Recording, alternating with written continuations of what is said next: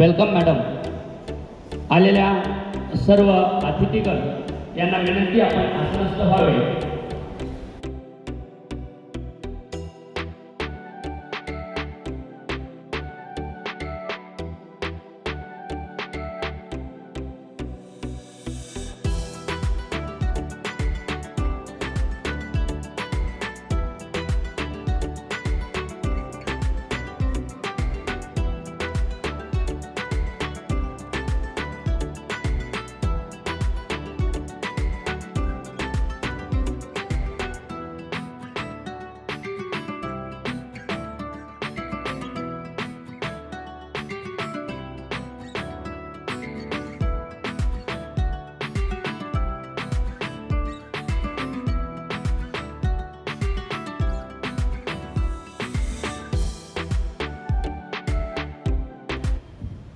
यावेळी सर्व भूतेषु बुद्धिरूपेण संस्थिता नमस्तस्यै नमस्तस्यै नमस्तस्यै नमो नमः. आदरणीय व्यासपीठ व्यासपीठावरील सर्व मान्यवर, विशेषतः तुमच्या शाळेचे मुख्याध्यापक, तुमचे सर्व शिक्षक, माझा परिचय करून देणाऱ्या गायक, त्याचबरोबर सर्व सहशिक्षिका, मगापासून ज्यांचं सूत्रसंचालन ऐकते ते कांबळे सर आणि तुम्ही सगळ्या छोट्या मैत्रिणींनो, आज आम्ही सरांनी सूत्रसंचालनात एक सुंदर शब्द वापरलाय, संवाद. आपण मी भाषण करणार आणि तुम्ही ऐकणार असं न करता आपण संवाद साधणार. तर मला वाटतं की मी तुमच्याकडनं एक छोटीशी अपेक्षा करणार आहे. तुम्ही सगळ्यांनी शांत बसायचे. तुमच्या मनात काहीही प्रश्न येतील तर ते मला नक्की विचारायचे आणि तुम्ही सगळ्यांनी माझ्यापेक्षा तरुण आहे असं प्रत्येक वेळेला तुमच्या बसण्यातनं दाखवून द्या. म्हणजे मला तुम्हाला तरुण मुलींनो, लहान मुलींनो असं संबोधायला आनंद होईल. आताच ज्यांच्या प्रतिमेचं आपण पूजन केलं, अशा ज्यांच्यामुळे कदाचित आज आपण या हॉलमध्ये हजर राहू शकतोय, तुम्ही शिकू शकता, ऐकू शकताय, मी बोलू शकते, मी काहीतरी शिकू शकले, अशा आदरणीय क्रांतीज्योती सावित्रीबाई फुले यांना स्मरण करून आणि ज्यांचं आज खरंच पुण्य स्मरण आहे, अशा आदरणीय पुण्यश्लोक अहिल्यादेवी यांनाही नमन करून आज आपण संवाद साधू. ही दोन्ही व्यक्तिमत्व तसं तर आपल्या इतिहासातल्या सर्वच स्त्रिया आपल्या सर्वांसाठी आदर्श आहेत, पण आज या दोघींना विशेषतः स्मरण करण्याचं कारण आहे की त्या सावित्रीबाई ह्या कोणत्या शिक्षिका होत्या आणि अहिल्यादेवी खरं तर हाऊसवाईफ म्हणून किंवा होममेकर गृहिणी असून सुद्धा वेगळ्या प्रकारच्या राजकारणी, म्हणून त्यांच्या नावाच्या मागे पुण्यश्लोक लागतो. अध्यात्माच्या मार्गाने, शांततेच्या मार्गाने सुद्धा राजकारण करता येतं, ते टिकवता येतं. न्यायवृत्ती असे बरेच गुण आहेत देवीच्या, जे कदाचित आज आपल्याला पुस्तकं वाचून सुद्धा येणार नाही, असं त्यावेळेला त्यांच्या संस्कारातून आणि त्यांच्या वागण्यातून त्यांनी दोघींनी दाखवून दिले.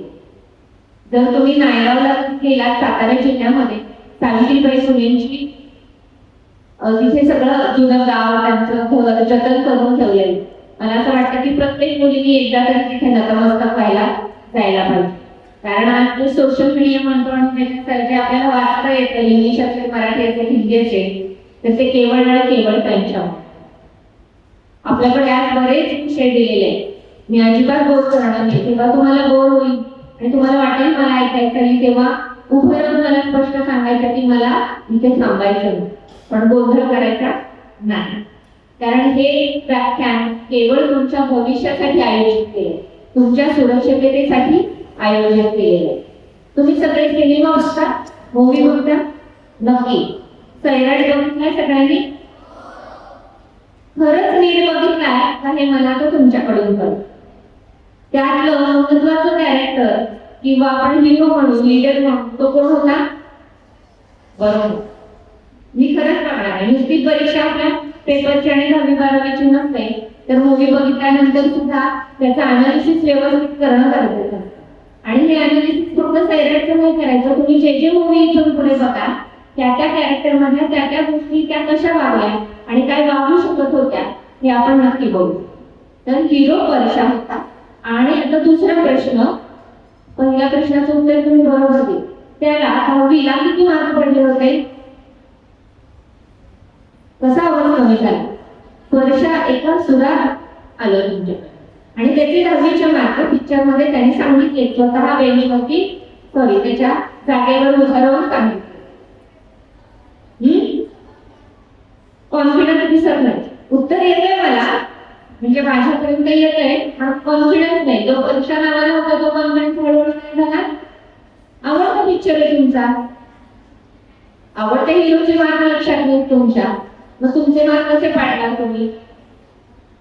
कॉन्फिडेंटली सांगायचं एकच उत्तर.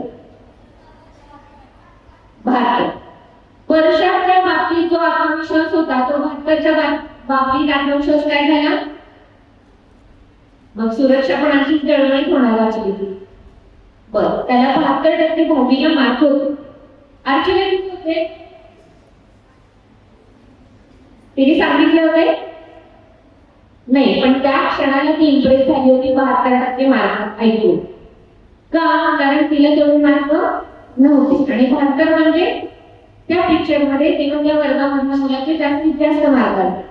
मला सांगा, त्या काळात जो 72% मार्क मुलगा पाडतो किंवा वर्गात पहिला येतो, तो भविष्यात काय होऊ शकतो? 72ला थोडं बाजूला ठेवू.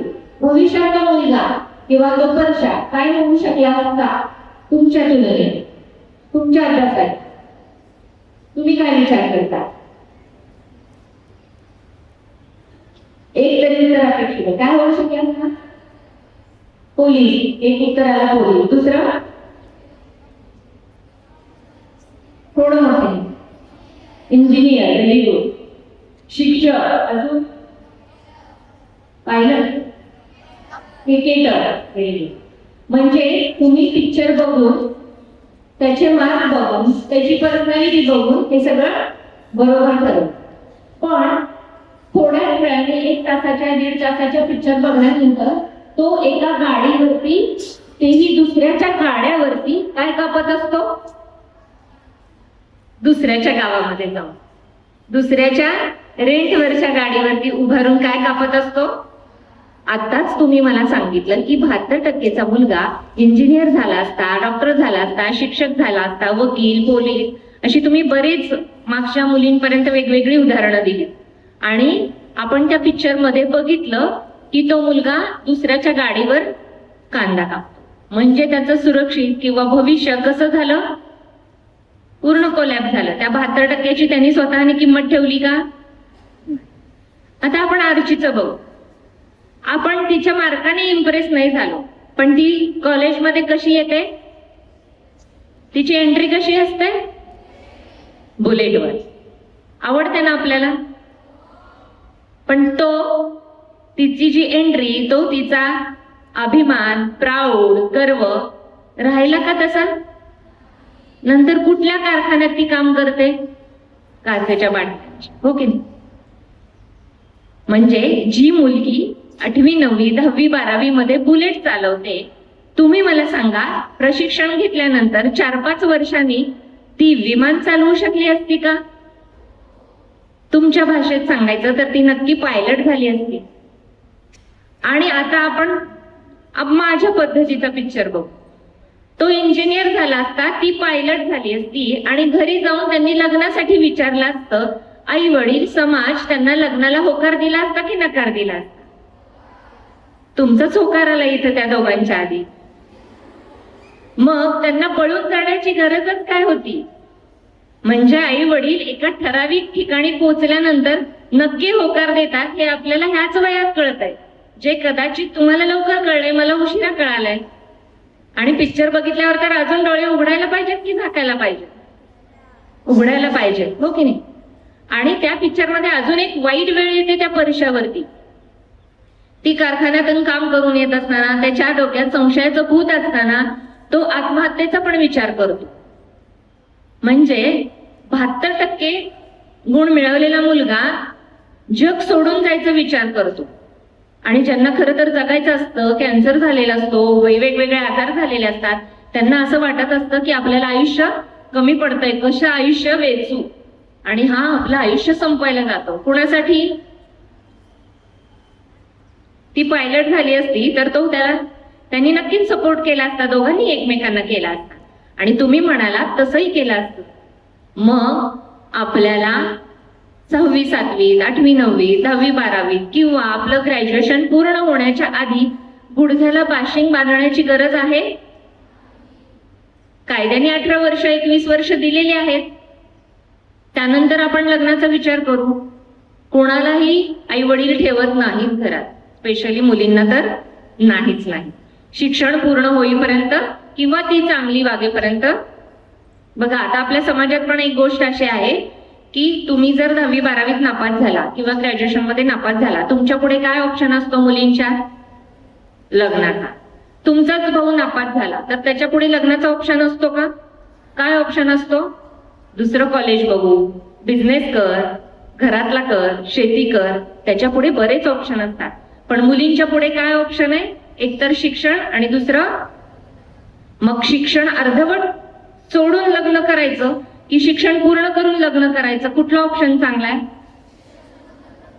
बघा तुम्ही सगळ्या म्हणल्यात का मनातल्या मनात आत्ताच जाऊया, आत्ताच लग्न करूया असं म्हणाले? नाही ना? एका आवाजात शिक्षण पूर्ण करून लग्न करणं. किती जणी? Raise your hands. हात वर करा ज्यांना शिक्षण पूर्ण करून मग लग्न करायचं. Very good.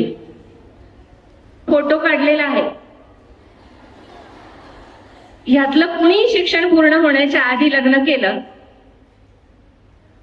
तर ते तुमच्याच नजरेत तुम्ही पडाल. तर दुसऱ्याच्या नजरेत उठण्याची गरज नसते, आपल्या नजरेत उठण्याची गरज असते. खरं तर प्रेम ही संकल्पना खूप सुंदर आहे. प्रेम हा शब्द सुद्धा सुंदर आहे. प्रेमावरती कविता, शायरी, पिक्चर आपण बघतो आणि ते बघायला पण पाहिजे. पण प्रेमात पडायला पाहिजे का प्रत्येक वेळेला ते अनुभवण्यासाठी? मला सांगा, जर एखादा माणूस प्रेम करत असेल तो प्रेमात पडतो का उठतो? आपल्याकडे पडतात तोंडावर सबशे, हो की नाही? ऍक्च्युली प्रेम ही संकल्पना इतकी सुंदर आहे की प्रेमामध्ये सपोर्ट मिळाला पाहिजे, माणूस उठला पाहिजे, पडलेला माणूस, झोपलेला माणूस सुद्धा अभिमानाने, स्वाभिमानाने, आत्मविश्वासाने करिअरला सुरुवात करायला पाहिजे. पण तुमचं प्रेम इतकं तकलादू आहे की तुम्ही प्रेमात पडला की तुम्ही नापास होता, तुम्ही प्रेमात पडला की तुम्ही पळून जाता, तुम्ही प्रेमात पडला की तुम्ही गरीब होता, तुम्ही प्रेमात पडला की तुमचं नाव खराब होतं. आईवरती प्रेम केलंय तुम्ही सगळ्यांनी किंवा तुमच्या आईने तुमच्यावर केलंय. तुमचं तोंड खराब झालंय का? नाव खराब झालंय का? वडिलांवरती केलंय, तेही सोडा, तुमच्या बहीण भावांवरती केलंय, मित्रमैत्रिणींवर केलंय. काही तुम्हाला इजा झालीये का? आतापर्यंत इथं बसलेल्यांनी कोणाकोणावर तरी कुठल्या ना कुठल्या प्रकारचं प्रेम केलंय. पण तो प्रेमाचा प्रकार आपल्याला ओळखता आला पाहिजे. तुमचं शिक्षणावर प्रेम आहे. बघा सावित्रीबाई फुलेंनी शिक्षणावर प्रेम केलं. त्यावेळेला शिकायची इच्छा नव्हती, त्यावेळेला मुलींना शिकण्याची ताकद नव्हती किंवा सपोर्ट नव्हता. त्या काळात त्यांनी शिक्षणावरती प्रेम केलं आणि म्हणून आज आपण त्यांचं पूजन करतो. म्हणून ते आपल्यासाठी आदर्श आहे. म्हणजे त्यांच्या प्रेमामध्ये लाखो युग त्यांचं नाव काढलं जाणार आहे. आणि आपण जे करतो, जे निर्भया पथककडे जातं, पोलीस स्टेशन पर्यंत जातं, त्या प्रेमाने आपलं नाव खराब होतं का चांगलं होतं? मग आपण ठरवायचं. आणि मग आता कांबळे सरांनी सांगितलं, आपले आई वडील सांगतात, सोशल मीडियामुळे होतं. खरं सांगा, सोशल मीडियामुळे होतं का आपल्या चुकीमुळे होतं? आपल्यामध्ये आपली चूक मान्य करण्याची ताकद नसल्यामुळे आपण कोणावर ढकलतो? मेसेज कोण पाठवतो? स्वतः सोशल मीडिया पाठवतो का? मेसेज टाकायचा, डिलीट करायचा कोण करतं? तुम्हीच म्हणाला आपण. तर आपल्याला असं वाटतं की आपण मेसेज केलाय आणि डिलीट झालाय आणि तो आता आई वडिलांना दिसणार नाही, कुणाला दिसणार नाही. पण काही नाही. गुगल, इंटरनेट, त्यांचे जे सोशल मीडियाचे देव जे वरती बसलेले त्यांच्याकडे तो हवेत मेसेज असतो. कधीही तो मेसेज उकरून काढता येतो, फोटो काढता येतो. तुम्ही लिहिलेलं न लिहिलेलं सगळं तिथे दिसू शकतं. त्या मुलाचंही दिसू शकतं, आपलंही दिसू शकतं. मी जरी तुम्हाला मेसेज पाठवला, तुम्ही मला पाठवला, डिलीट केला आपण, आपल्याला वाटतं आपल्या दोघींना माहित नाही. पण थोड्या दिवसांनी पोलिसांना वाटलं, शिक्षकांना वाटलं, पेरेंटना वाटलं की आपण बघूयात काय बोलल्यात ह्या दोघी, तर ते मेसेज काढू शकतात. आपल्याला असं वाटतं मोबाईलवरनं डिलीट झाला, गुगलवरनं डिलीट झाला, तर असं काहीही नाही. तर सायबर क्राईम जिथे होतात त्यावेळेला असे मोबाईल घेतले जाऊन त्या कार्डवरून, मोबाईलवरून सगळे मेसेज आपल्याला डिलीट झालेले सुद्धा रिकव्हर करता येतात हे तुम्हाला माहिती आहे. मूवी बघूनच माहिती आहे ना सगळ्यांना. मग आता काय करणार? मेसेज करून डिलीट करणार का मेसेजच नाही करणार? मला पण नाही करणार. पुन्हा तुम्ही ताट बसलात तर मी तरुण आहे म्हणणार आहे, नाहीतर मी म्हणणार म्हाताऱ्या माणसांना नको माझं लेक्चर, तुम्हाला भरपूर अनुभव आहे. मी अजून एक तुमच्यासाठी छान गेम खेळणार आहे, कारण तुमचा हॉल खूप सुंदर आहे, त्याहून तुमची शाळा सुंदर आहे. तर आज मला असं वाटतं ह्या निमित्ताने सोशल मीडियाला नावं ठेवण्यापेक्षा सोशल मीडिया आपल्यासाठी शाप आहे का वरदान आहे बघा. एखादा धडा आपण छान वाचलाय, शिक्षकांनी पण चांगला समजवलाय, पण घरी गेल्यावर आपला विसरलाय, लक्ष नव्हतं, फोकस नव्हतं आपलं, तर आपण जर तो युट्यूब वरती काढला, इंटरनेट वरती काढला आणि तो धडा पूर्ण वाचायचा प्रयत्न केला किंवा तिथली शिक्षिका शिक्षक जे कोणी समजवत असतात तो ऐकला वाचला तर आपल्याला त्याचा उपयोग होतो ना. पण त्याचा दुरुपयोग करायचा का उपयोग करायचा हे कोणाच्या हातात आहे? संपूर्णपणे तुमच्या हातात आहे. जसं सैराट मधल्या 2 हिरो हिरोईननी आपल्या शिक्षणाचा उपयोग करायचा ठरवलं, वाईट वागायचं ठरवलं, तसं त्यांचं भविष्य घडलं. तसंच ह्या बाबतीत सुद्धा सोशल मीडियामध्ये जर तुम्ही छान सोशल मीडियाचा वापर केला तर खूप आहे. अहिल्यादेवी विषयी वाचायचं ठरवलं तर तुम्हाला दिवस पुरणार नाही, रात्र पुरणार नाही, वर्ष पुरणार नाही, इतकं आहे त्याच्यावर वाचायला. शिवाय पुस्तकं आहेत. आपण असं म्हणतो वाचाल तर वाचा. तर तुम्ही सगळ्यांनी प्रॉमिस तर दिलेलंच आहे. प्लस सोशल मीडियावरती आता तुम्ही डिलीट करणार आहे. तर स्क्रीन टाइम, सोशल मीडिया म्हणजे काय?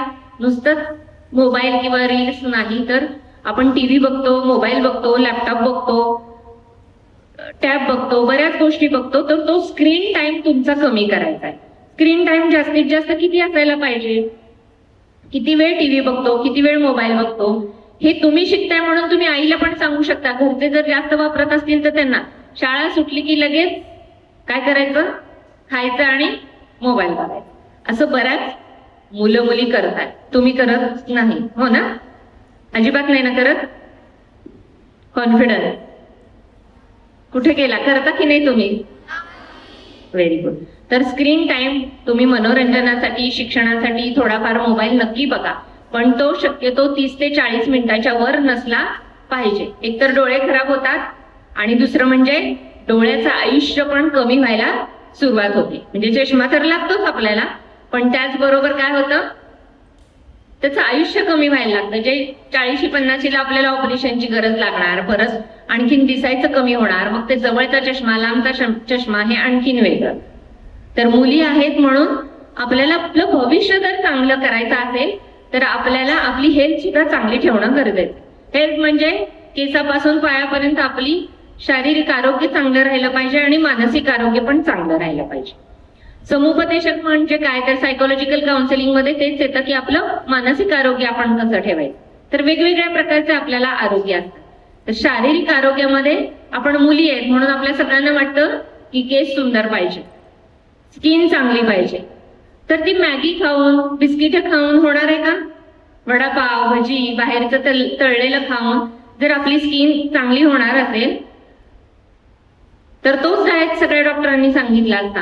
पण आपण डॉक्टरांकडे कधीही आजारी पडलो आणि कधीही गेलो तर ते आपल्याला, आपण त्यांना प्रश्न विचारतो की आता ताप आलाय किंवा आता जे काही आजार झालाय तर मी काय खाल्लं पाहिजे, आणि मग ते तुम्हाला सांगतात की साधं जेवण घ्या, तेलकट खाऊ नका, आंबट खाऊ नका. तर मी थोडक्यात तुम्हाला मुलींसाठी सांगते की मुली म्हणून आपल्याला सगळं चांगलं हवं असतं, दिसायला सुंदर हवं असतं, पण आपल्याला डाएटकडे लक्ष द्यायला नको असतं. तर सगळ्यात महत्वाचं आपलं HB म्हणजे हिमोग्लोबिन छान ठेवता आलं पाहिजे. HB चेक केलंय का तुम्ही सगळ्यांनी कधी? ठीक आहे. ज्या मुलींचं 10, 11, 12, 13, 14 आहे म्हणजे 10च्या पुढे आहे त्यांचं चांगलं आहे आणि ते रेग्युलर राहिलं पण पाहिजे. कारण दर महिन्याचा जो लॉस असतो त्याच्यामुळे HB डाऊन होण्याची शक्यता असते किंवा वेगवेगळे आजार असतात त्यामुळे HB डाऊन होतं. चांगलं आहे पण आपण चांगला आहार नाही घेतला तरी ते कमी व्हायला सुरुवात होते. म्हणून असं म्हणतात अ डेट और 2 कीप्स डॉक्टर अवे. म्हणजे 1 किंवा 2 खजूर जर तुम्ही खाल्ले रोज तर तुम्हाला डॉक्टरची गरज लागणार नाही. त्यांनी HB तुमचं हळूहळू वाढेल. त्याचबरोबर हिमोग्लोबिन वाढवणाऱ्या अजून भाज्या कोणत्या ते तुमच्याकडून ऐकायच्यात मला. पालक छान, मेथी, शेपू, ताट बसून सांगा. पुढे पाठीचा कणा का असा वागतो माहितीये तुम्हाला तरुणपणी? माहितीये? हे पालक वगैरे खाऊन आल्यामुळे वाकलाय का?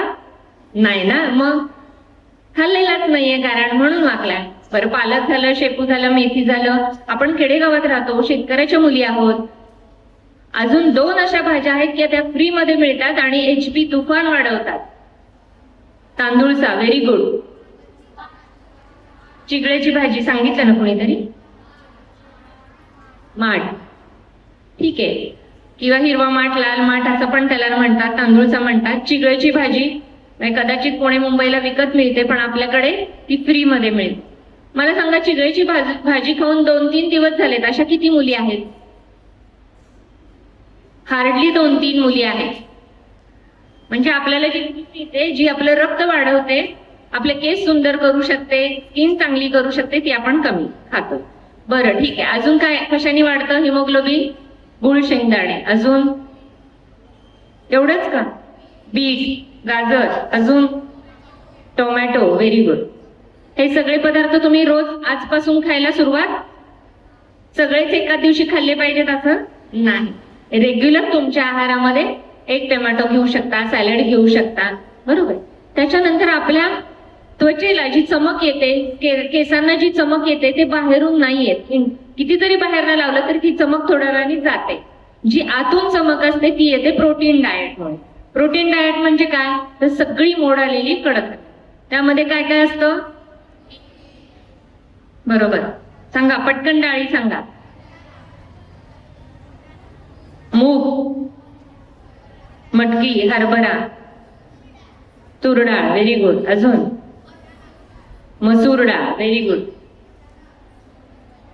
वटाणा, मटकी, अजून एक राहिलाय, कमी होत चाललाय तो, ती डाळ. बघा, ह्या डाळी तुम्ही शिजवून खाऊ शकता, वरण करू शकता किंवा मोड आणून पण खाऊ शकता. जेवढे मोड आणून खाल तेवढे तुमचे प्रोटीन डाएट चांगला होत जाऊ शकतो. प्लस नॉनव्हेजचे तर वेगवेगळे ऑप्शन आहेत, पण आपण जर ह्या डाळी घेतल्या, मगाशी तुम्ही सांगितलेल्या भाज्या घेतल्या, फळभाज्या घेतल्या, तर ह्या जवळजवळ आपल्याकडे 7च्या वर आहेत. म्हणजे संख्या त्यांची 7च्या वर आहे.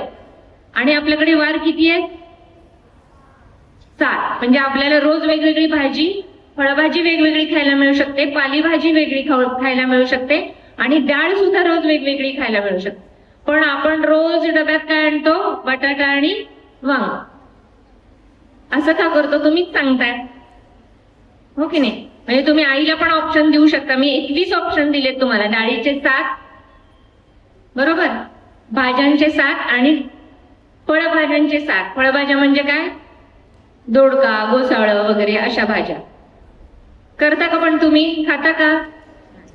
फुलगा कोणी सांगितलं का डाळीमध्ये? आठवड्यातून एकदा खायला काहीच हरकत नाही. स्पेशली आता थंडीचे दिवस सुरू होतील त्यावेळेस.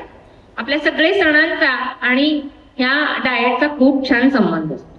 बरं, आता मी तुम्हाला सांगितलं की आपलं सुरक्षित भविष्य हे शारीरिक हेल्थवरती अवलंबून असतं, शारीरिक आरोग्यावर अवलंबून असतं आणि त्यासाठी हा डाएट महत्वाचा. त्याच्यानंतर दुसरी महत्वाची गोष्ट आहे ती म्हणजे एक्सरसाइज. खूप सारा व्यायाम. कुठे करता तुम्ही? मोबाईलच्या पुढे, टीव्हीच्या पुढे की पटांगणात? आहे ना तुम्हाला? खेळताय नक्की सगळ्या? स्पोर्ट्स मध्ये कुणीही करिअर करणार नाही, मग करणार की नाही करणार? काही जणी अजिबात खेळत नाही. तर कमीत कमी अर्धा तास जास्तीत जास्त तुम्हाला पाहिजे तेवढं तुम्ही आउटडोअर गेम्स खेळले पाहिजेत. इंडोर गेम्स पण खूप असतात आपल्याकडे, पण आउटडोअर गेम्स खेळले पाहिजे. म्हणजे पहिलं झालं डाएट, दुसरं झालं एक्सरसाइज आणि सगळ्यात महत्वाची आपली झोप. कमीत कमी 7 ते 8 तास झोप आपली रात्रीची झाली पाहिजे, दुपारची नाही. ज्या हसतायत त्या दुपारी थोडं थोडं झोपतात, हो की नाही? किंवा घरातले कोणीतरी झोपत असणार. ठीक आहे, रात्रीची झोप 7 ते 8 झाली पाहिजे. 10वी-12वीचा अभ्यास आहे, खूप महत्वाचा पेपर आहे, त्या दिवशी 5 ते 6 तास झोप झाली तरी चालते, कधी कधी 4 तास झाली तरी चालते. पण असे ऑकेजन असले महत्वाचे तर, की बाबा आपला महत्वाचा पेपर आहे किंवा परीक्षा चालू आहे, तर अशा वेळी थोडी झोप डिस्टर्ब असली तरी चालू शकते. त्यानंतर सगळ्यात महत्वाचं आहे पाणी. म्हणजे ह्याचा क्रम तुम्ही तुमच्या पद्धतीने लावा, पण पाणी सुद्धा आरोग्यासाठी महत्वाचे. डिहायड्रेट झालं तर आपली पूर्ण बॉडीमध्ये कोरडेपणा यायला लागतो, रुक्षपणा यायला लागतो. त्यामुळे पाणी पण तितकंच महत्वाचं. आणि बऱ्याचदा असं होतं की आम्ही म्हणतो, डॉक्टर म्हणतात तेलकट खाऊ नका, पण काही प्रमाणात तेल सुद्धा आपल्या शरीराला आवश्यक असतं. ते वंगण सारखं काम करतं, तेल आणि तूप दोन्ही पण. सुदैवाने आपण सुखी आहोत की आपल्याला तूप भरपूर खायला मिळतं, तर तूप आपण खाल्लं पाहिजे.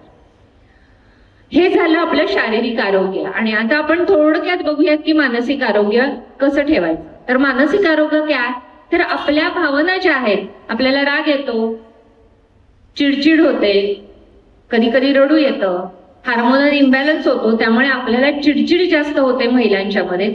तर अशा वेळेला काय केलं पाहिजे, तर आपलं जे नेहमीचं रुटीन आहे, अभ्यास, घरातलं काम, हे सोडून आपल्याला एखादी हॉबी पाहिजे. कोणताही छंद, मग साधं रांगोळी काढण्यापासून डान्स पर्यंत काहीही चालेल, पण तो तुम्ही एक रोज 15-20 मिनिटं जोपासला पाहिजे. त्याच्यातून जी एनर्जी मिळते त्यामुळे आपलं रुटीन चांगलं होऊ शकतं. त्याचबरोबर आपण मेडिटेशन करू शकतो, योगा करू शकतो. योगा आणि मेडिटेशन ह्या दोन गोष्टी व्यायामाच्या असल्या तरी त्या शारीरिक आरोग्य तर सुधारवतात, त्याहीपेक्षा त्या मानसिक आरोग्य चांगल्या पद्धतीने आपलं छान करत असतात. आणि सगळ्यात महत्वाचं, तुम्हाला आवडत्या लेखकाचं किंवा कुठलीही बायोग्राफी एक वाचायला सुरुवात करा. कुणाविषयी तुम्ही एक पुस्तक आणायचं, साध्या पुस्तकांपासून सुरुवात करा, गोष्टीची असू दे, पण एखाद्या आपल्या जे आयडियल असतात, आदर्श असतात व्यक्ती, त्यांचं कोणाचं तरी चरित्र आत्तापासून वाचायचं. अभ्यासाचं बाजूला ठेवून वाचायचं बिलकुल नाही. रोज एक पान वाचायला किती मिनिटं लागतात, 5 मिनिटं, 3 मिनिटं लागतात. अगदी हळू वाचलं तर फार 10 मिनिटं लागतील. पण 3 ते 4 मिनिटात एक पान आपलं मराठीतलं वाचून होतं, इंग्लिश मधलं सुद्धा होतं. तर आपण ते जर पान रोज वाचलं एक, जसं रोज आपण आरशात बघतो, किती वेळा, जेव्हा जेव्हा आरसा दिसेल तेव्हा तेव्हा, मग तो शाळेत दिसू दे, घरी दिसू, जसं तुम्ही जेवढा आरशात बघता तेवढेच मिनिटं जर वाचला तर तुम्हाला खूप महत्वाचं तुमच्या भविष्यात त्याची जडणघडण होणार आहे. तर आपल्याला महत्वाचं कळलं की शारीरिक आरोग्य, मानसिक आरोग्य कसं ठेवायचंय. सर्वात महत्वाचं जे मी सांगितलं की चिडचिड होते, त्याला कसं कंट्रोल करायचंय. तर चिडचिड कंट्रोल करायची नाही, राग कंट्रोल करायचा नाही. इथं हॉलमध्ये बसलेल्या प्रत्येक मोठ्या आणि प्रत्येक छोट्या व्यक्तीला सुद्धा राग येतो. आणि मग बरेच पेशंट मला विचारतात की मग राग कंट्रोल कसा करायचा. तर राग अजिबात कंट्रोल करायचा नाही. मग शिव्या द्यायच्या का, मारायचं का, तर तेही नाही करायचं. एक महत्वाचं वाक्य ते नेहमी लक्षात ठेवायचं, राग हा योग्य व्यक्तीवर किंवा योग्य माणसावर योग्य वेळी आणि योग्य शब्दात योग्य ठिकाणी नक्की व्यक्त करायचं. तिसऱ्या चौथ्याकडे नाही, वड्याचं तेल वांग्यावर काढायचं नाही. ज्या व्यक्तीने आपल्याला त्रास दिलाय, ज्या व्यक्तीचा आपल्याला राग आलाय, त्याच व्यक्तीची व्यवस्थित अपॉइंटमेंट घेऊन, व्यवस्थित वेळ ठरवून, त्या व्यक्तीचा आणि आपला अपमान होणार नाही अशा ठिकाणी योग्य शब्दात त्या व्यक्तीला सांगायचे की तुझं हे चुकलेलं आहे आणि त्यामुळे मी चिडलोय किंवा चिडले, बरोबर. तर आपल्याला त्रास होणार नाही. आपण काय करतो, ह्या मैत्रिणीचा राग आलाय आणि त्या सगळ्या मैत्रिणींना सांगतो की ही माझ्याशी कशी वाईट वागले, तिच्यापर्यंत ते पोहोचतच नाही, त्यामुळे राग कायम. आणि ह्या सगळ्यांना सांगितल्यामुळे आपलं रिलेशन पण खराब होतं. हे पण मग मला म्हणतात की ती व्यक्ती येऊन त्या व्यक्तीबद्दलच फक्त बडबडते, म्हणजे हे सगळं गॉसिपिंग मध्ये होतं, त्याच्यावर पर्याय निघत नाही. म्हणून जर आपल्याला एनर्जी आणि टाइम दोन्ही वाचवायचा असेल तर योग्य माणसावर, योग्य व्यक्तीवर, योग्य वेळी, योग्य शब्दात तो राग व्यक्त करायचा. कंट्रोल केला तर तो वाढत जातो. सतत डोक्यात ठेवायचं. म्हणजे श्रीपूरला आले, मला ती व्यक्ती बोलली आणि मग नेक्स्ट टाइम श्रीपूरला येताना पण मी त्याच ह्यानी येणार, त्याच रागाने येणार, त्याच चिडचिडीने, तेच डोक्यात ठेवून येणार. मग जसं कचरा ठेवल्यावर आपल्या घरात दुर्गंधी येते, तसं मनामध्ये निगेटिव्ह थिंकिंग ठेवलं, निगेटिव्ह विचार ठेवले तरी सुद्धा त्या निगेटिव्ह विचारांचा आपल्या बॉडीवर परिणाम होतो. त्या डिसीजेसला सायकोसोमॅटिक डिसीजेस म्हणतात. सायको म्हणजे मन, सोमा म्हणजे बॉडी, सायकोसोमॅटिक डिसीज म्हणजे कोणीतरी अपमान केलं म्हणून लगेच आपल्याला वेळ नाही लागत, आपल्याला त्रास होत नाही मनाला, पण आपल्या शरीरावरती त्याचा त्रास व्हायला लागतो. डोकं दुखतं, पित्त होतं, मायग्रेनचा त्रास होतो, उलट्या होतात आणि आपलं कामात लक्ष लागत नाही. म्हणजे हे शारीरिक आजारांपेक्षा भयानक आहे. त्यामुळं हे सगळं होऊ नये म्हणून तिथल्या तिथं आपल्या विचारांचा निचरा करणं गरजेचं आहे. आणि ह्या मानसिक आजारामुळे शारीरिक होतात, शारीरिक झाले की परत मानसिक पण होतात. म्हणून आपण आपल्या भविष्याच्या दृष्टीने शारीरिक आणि मानसिक आरोग्य ह्या दोन्ही सुद्धा नीट ठेवायला पाहिजे. त्याचबरोबर मेसेजचं मी तुम्हाला सांगितलं. आणि आता सुरक्षा, हे सगळं करून आपण नीट राहून जर आपल्याला कोणी त्रासच देत असेल तर we have to know how to say no and how to accept no. How to say no म्हणजे काय?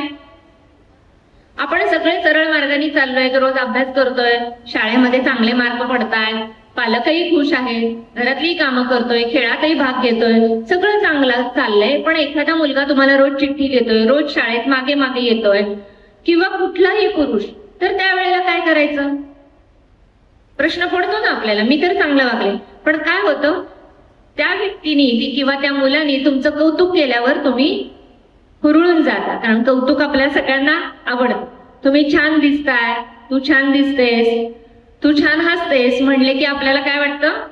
आपण कुठल्या झाडावर चढतो? तुम्हीच सांगितलं. मग चढायचं, हरभऱ्याच्या झाडावर चढलं तर काय होतं? अपघात होतो.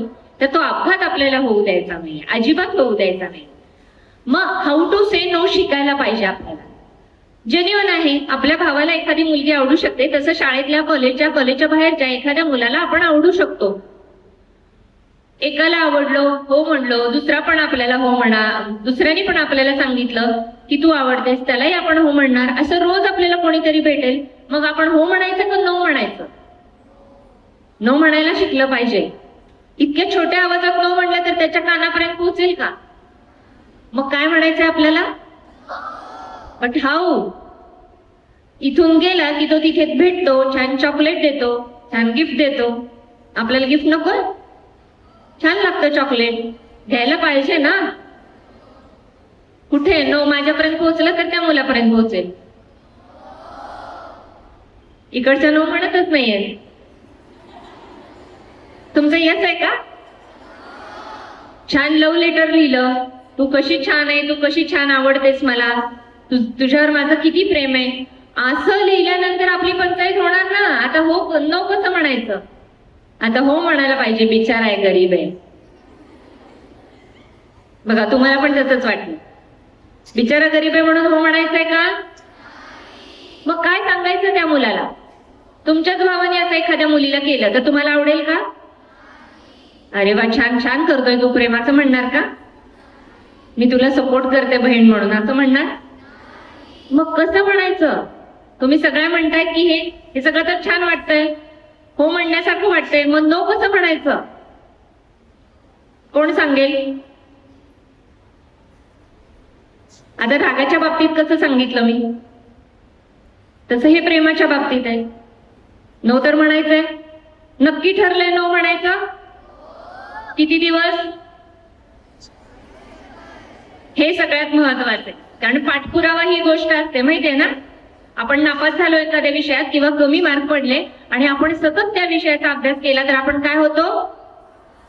मग तो मुलगा पण पास होऊ शकतो, येस म्हणून घेऊ शकतो तुमच्याकडनं. म्हणजे नोचं रूपांतर येस मध्ये होऊ शकतो. आणि आपले हे हार्मोन्स आता ह्या वयामध्ये 8वी ते 12वी मध्ये आपल्याला अट्रॅक्शन वाटतं. एखादा हिरो आवडतो, एखादा मुलगा आवडतो, एखादा टीव्हीवरचा कोणी हिरो आपल्याला आवडू शकतो. म्हणजे दिसायला म्हणतेय मी. आपण गुण बघितलेले, गुण कधी कळतात? ढवळ्या शेजारी गोळ्या बांधल्यावर. गुण असे कळतात का? आपल्याला, आपण बहीण भावांबरोबर घरात राहतो म्हणून आपल्याला त्याचे सगळे गुण माहीत असतात, आई वडिलांचे माहीत असतात किंवा त्यांना आपले माहीत असतात. पण एखादा रोज रस्त्यावर मुलगा जो भेटतो, जो आपल्याला गिफ्ट देतो, चिठ्ठ्या देतो, त्याला आपण किती घाबरून भेटतो, किती भीती वाटते त्याची किंवा समाजाची. त्यावेळेला त्याला आपल्याला ओळखता येईल का? मग कसं नो म्हणायचं? दया पण येते आपल्याला, मारू पण नाही शकत. मारायचं का त्याला? मग तुमच्याकडे मार्ग पाहिजेत ना. असा जर मुलगा इथे आला, भेटला तुम्हाला, मी तुम्हाला प्रश्न विचारला की किती दिवस नो म्हणायचंय, तर तुम्ही मला त्याचं उत्तर पण दिलं नाही. त्यामुळे तो रोजच येणार. कॉलेज होईपर्यंत तुम्ही ह्या शाळेत कॉलेजमध्ये जोपर्यंत शिकताय तोपर्यंत तो प्रयत्न करणार ना. जसं आपण विषयामध्ये पैकीच्या पैकी पडेपर्यंत किंवा पास होईपर्यंत प्रयत्न करतो, तसा तो मुलगा पण प्रयत्न करणार. मग त्याच्या प्रयत्नाला यशस्वी कोण ठरवणार आहे? बरोबर ना. मग ते यशस्वी ठरवायचं नाहीये, त्यासाठी किती दिवसाचं लिमिट ठरवलंय तुम्ही? किती? आयुष्यभर. एकच उत्तर आहे, आयुष्यभर. छान उत्तर आहे, पण एक नको आहे हे उत्तर, हो की नाही? आपल्याला भरपूर उत्तरं पाहिजेत अशी. मी तुम्हाला सांगते की नो कसं म्हणायचं. तुमच्याकडे आहे का उत्तर नो कसं म्हणायचंय? चांगल्या घरातला आहे, चांगला मुलगा आहे, आपलेही भावाचे वागतात, त्यामुळे आपण जाऊन स्पष्ट बोलायचं. आपल्या मैत्रिणीला कसं बोलतो तसं, की मला ह्या गोष्टीमध्ये सध्या इंटरेस्ट, मला शिकायचं, मला ग्रॅज्युएशन कंप्लीट, काही तर झाल्यावर मी असल्या गोष्टींचा विचार करणार आहे, तोपर्यंत तू तुझ्या मार्गाने. समजा तो आपल्या शाळेतलाच असेल तर आपण त्याला मोटिवेट पण करू शकतो अभ्यासासाठी. करू शकता ना? तुम्ही मैत्रिणीला सांगता ना, चल उद्या पेपर आहे, अभ्यास करू नको, मूवी बघायला जाऊ? नाही ना सांगत. मग त्याही मुलाला सांगा ना, उद्या पेपर आहे, तू अभ्यास कर, मलाही करायचं. हे सांगायला तो काही आभाळातला तो राक्षस आहे का? आपल्यासारख्याच कुटुंबातला तो मुलगा आहे. म्हणजे अशा चांगल्या शब्दात आपण सांगू शकतो. त्याने ऐकलं, दुसऱ्या दिवशीपासून त्याचं वागणं बंद केलं तर गुड, व्हेरी गुड, आपल्या प्रयत्नांना यश आहे. पण त्यांनी ऐकलं नाही. त्यांना कसं वाटतं काही मुलांना, तुमच्या ना मध्ये हा आहे. तर ना म्हणजे ना, no means no, no means yes नाही. हे तुम्हाला परत पटवावं लागणार. आणि तो दुसऱ्या दिवशी परत आला, म्हणजे पहिल्या केसमध्ये आपल्याला मिळाली, यश मिळालं, पण परत तो आला, त्यांनी त्याचा प्रयत्न सोडला नाही. मग आपल्याला भरपूर मार्ग आहे. पहिलं म्हणजे शाळेमध्ये तक्रार पेटी असते, तिथे आपण निनावी पत्र लिहू शकतो. त्या मुलाचं नाव लिहू शकतो किंवा वर्णन लिहू शकतो. नाव माहित असेल तर नाव लिहा. मी बऱ्याचदा व्याख्यानाला जाते तेव्हा कॉलेजमधल्या मुली, जिथे आपल्याला सांगता येत नाही, भीती वाटते, माझ्याकडे पण चिठ्ठी देतात किंवा माझा मोबाईल मी नंबर देऊन जाते, त्याच्यावर मला त्या मुलाचं वर्णन, फोटो, गाडीचा नंबर पाठवतात. मग आम्ही तो निर्भयाला पाठवतो आणि ते बरोबर त्याचा बंदोबस्त करतो. सो आपल्याला पहिला मार्ग सरळ मार्गाने जायचंय. दुसरा मार्ग आपल्या शाळेच्या तक्रार पेटीत सांगायचंय. तिथेही आपल्याला वाटलं की तरी तिसऱ्या दिवशी तो मुलगा तसा करतोय, आपल्या शिक्षकांकडे जायचंय. तिथेही आपल्याला तसं वाटलं तर आपल्या आई वडिलांकडे जायचंय. तिथेही वाटलं की तरी सुद्धा तो मुलगा कुठून तरी आपला पाठलाग करतोय, तर आपल्याला निर्भया पथकचा नंबर दिले. तर त्याच्यामध्ये असं असतं की आपण जर तक्रार केली तर आपलं नाव गुप्त ठेवण्याचं, आपण चूक केली असली तरी आपल्याला इनोसंट म्हणून ठरवण्याचं, हे महत्वाचं आहे. बऱ्याच मुलींना काय वाटतं की आपण पहिल्यांदा चूक केली आहे, मग त्या मुलाला कसं सांगायचं? हे बघा, चूक केली असेल तर तुम्हाला माफ करता येतं, पण तुम्ही जर गुन्हा केला असेल तर माफ नाही करता. चुका करायला तुम्हाला परमिशन आहे, पण असा गुन्हा करू नका की जिथून आपल्याला परत येता येणार. म्हणजे तुमच्या शाळेचे दरवाजे, तुमच्या घराचे दरवाजे, दवाखान्याचे किंवा पोलीस स्टेशनचे दरवाजे तुमच्यासाठी खुले राहण्यासाठी नेहमी छोट्या छोट्या चुका करा. रादर त्या करूच नका, आणि केल्या तर त्या सांगा. आणि गुन्ह्याच्या मार्गाला अजिबात जायचं नाही. किंवा केला असेल काही चूक छोटी तर तुम्ही पालकांना, शिक्षकांना किंवा त्या पोलिसांना किंवा माझ्यासारख्या व्यक्तींना विश्वासात घेऊन सांगायचं. जितकं शक्य आहे लवकर सांगायचं. वाट बघत बसायचं नाही. कारण काही मूवीमध्ये, जसं आपण सैराट बघितलं, तर काही मूवी असे पण आहेत, अकिरा वगैरे, मला आता ते नावं नाहीत आठवत आहे, पण ऍसिड अटॅक पण होतात मुलींवर. म्हणजे एका बाजूला प्रेम आपल्याला चांगलं वाटतं, पुढे घेऊन जाईल असं मी सांगितलं की प्रेमाचे काही पॉझिटिव्ह हे आहेत, पण निगेटिव्ह ह्या गोष्टी पण आहेत की एखाद्या मुलीने नकार दिला किंवा ती दुसऱ्या मुलाकडे बघून जरी असली तरी तो पहिला मुलगा त्या मुलीवरती ऍसिड अटॅक करतो. सोशल मीडियावरनं सुद्धा वेगवेगळे मेसेज पाठवतो. किंवा आता AI चा जमाना आहे, त्याच्यामध्ये तुमचा फोटो, म्हणजे तुमचं तोंड असू शकतं, चेहरा असू शकतो, शरीर वेगळं असू शकतं, असे नेकेड फोटो पण पाठवले जातात आणि तुम्हाला बदनाम करू शकतात. त्यामुळे बदनामीला ह्या घाबरायचं, पण केव्हा घाबरायचं नाही, जेव्हा आपण काही चूक केलेली नाही किंवा छोटी चूक असेल आणि ती आपण सुधारू शकत असेल तर नक्की आपल्याला ह्याकडे जायचंय. तुम्हाला पोलीस नक्की मदत करतात, ते पण त्यांना सुद्धा गुन्हा नोंदवायचा नसतो, त्यांना तुमची मदतच करायची असते, जसे इतर लोक समाजातले करतात. तर तुम्ही कुठेही जाऊन ह्या गोष्टी सांगू शकता ज्याच्यामध्ये तुमचं नाव अगदी गुप्त राहत. समजलं काय? हाऊ टू से येस और हाऊ टू से नो. काय समजलं? नो म्हणायचं समजलंय नक्की? बघा, अजून एक गोष्ट, तुमच्या नजरेने तुम्हाला नो म्हणता येतं की नाही? छोटं उदाहरण देते. तुम्हाला सगळ्यांना छोटी भावंड आहेत, भाऊ असेल किंवा बहीण, घरात आई वडील नाहीये, तो तुमच्या नजरेने ऐकतो लहान भाऊ का हाताने ऐकतो? नजरेने पण ऐकतो, घरात आई वडील नाही, कारण तक्रार करायला पण नाही. रिमोट दे म्हटलं की आपल्याकडे आलं पाहिजे, हो की नाही? मग ही बाहेरची मुलं पण अशीच आहेत, त्यांना पण घरं आहेत, तर त्यांना सुद्धा तुमच्या नजरेने नो म्हणता आलं पाहिजे. तुमची थोडी भीती वाटली पाहिजे, धाक वाटला पाहिजे, पुन्हा त्याने तुमच्याकडे बघण्याची हिंमत नाही केली पाहिजे. ह्याच्यासाठी तुमची नजर, तुमचे हावभाव, तुमची बॉडी लँग्वेज हे मॅटर करतं. तुम्ही त्याला नजरेने सांगितलं की होच आहे तर तो होच समजणार. तुम्ही नजरेने नो सांगितलं तर तुम्हाला कुठल्याही पोलिसांची, आमच्यासारख्यांची गरज लागणार. त्या मुलाला कळेल की ही मुलगीला असं काही चालत नाही, ही मुलगी स्ट्रिक्ट आहे, त्यामुळे मी हिच्या नादी लागणार नाही. हे तुमच्या कशातून कळायला पाहिजे? बस, मग काही गरज आहे का बाकीच्या गोष्टींची? तुम्ही तुमचं संरक्षण करू शकता. म्हणजे दरवेळेलाच फायटिंग करायची, चप्पल काढायची, मारामारी करायची गरज नाही.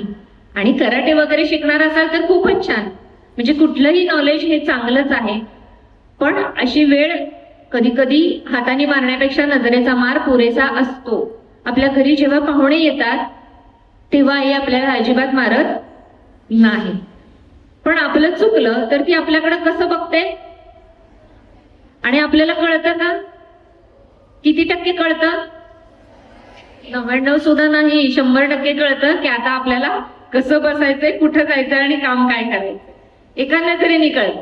तेच आपण इतर वेळेला नाही येत. मग ही नजर जी आपल्याला आईकडून संस्कारात मिळाली ती आपण वापरायची का नाही वापरायची? येते तुम्हाला पण? येते ना? मग आजपासून तुम्हाला मुलं घाबरतील की नाही घाबरतील? नक्की बघा. ठीक आहे, माझं मत आहे आपण कांबळे सरांना आणि प्रिन्सिपल सरांना असं आश्वासन देऊया, प्रॉमिस देऊया की आजपासून असं काही इथे होणार नाही. मुली नो म्हणायला शिकतील आणि ग्रॅज्युएशन नंतर आपल्या सगळ्यांना लग्नाला बोलवतील. ग्रॅज्युएशन नंतर, त्याच्या आधी कोणीही पत्रिका आणू नका, कुठेही जाऊ नका. तुम्ही स्वतःच्या पायावर उभे राहा, याचा अर्थ स्वावलंबी बना. तुमचा स्वतःचा खर्च पेलण्याची ताकद तुमच्याकडे ठेवा आणि मग तुम्ही इतर गोष्टींचा नक्की विचार करा. त्याचप्रमाणे आपल्याला जे जे आतापर्यंत संस्कार मिळाले ते ते कसे अवलंबायचे त्याचा पण नक्की उपयोग करा. मी एक छोटासा गेम घेणार आहे ना सर वेळ? तर हॉल बघून मला असं वाटलं की आपण गेम घेऊया. तर प्रत्येक रो मधून 2-2 मुली यायच्यात, प्रत्येक ओळीमधून, किंवा ह्या एक सेट जे आहे नाही त्यांनाच उभारला. प्रत्येक ओळीतून 2-2 किंवा 1-1 मुली आल्या तरी चालतील. चला मॅडम, एक फुग्याचा गेम आहे छान. बघू कुणाकुणाला किती चालायला येतं, पळायला येतं. बोर होतंय का तुम्हाला? Are you getting bore? मग स्ट्रेट बसा जरा, पटकन या, आपल्याला वेळ कमी आहे. तुमचा लंच ब्रेक होणार आहे ना? वरती या, वरती.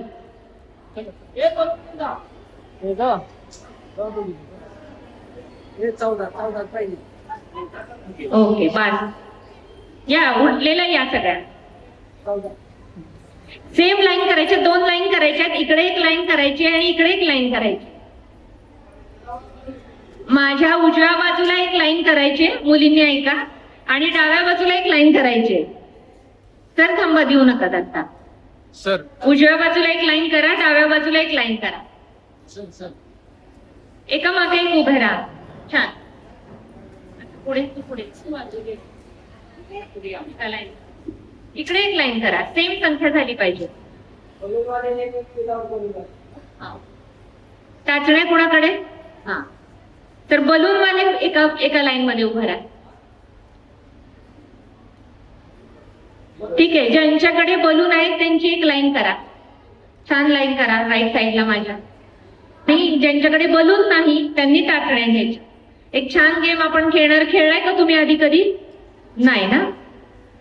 आपण 2 ग्रुप केले. ग्रुप नाव काय देऊया? एक सावित्रीबाई फुलेंचं नाव देऊया आणि एक अहिल्यादेवींचं देऊया. तुम्ही फुगे ज्यांच्याकडे त्या मुली सावित्रीबाईंना उभे करतील. ओके, ठीक आहे. बलून मिळाले, टाचणी मिळाले, त्या बाजूला उभं. त्या दोघींना टाचणी दाखवा.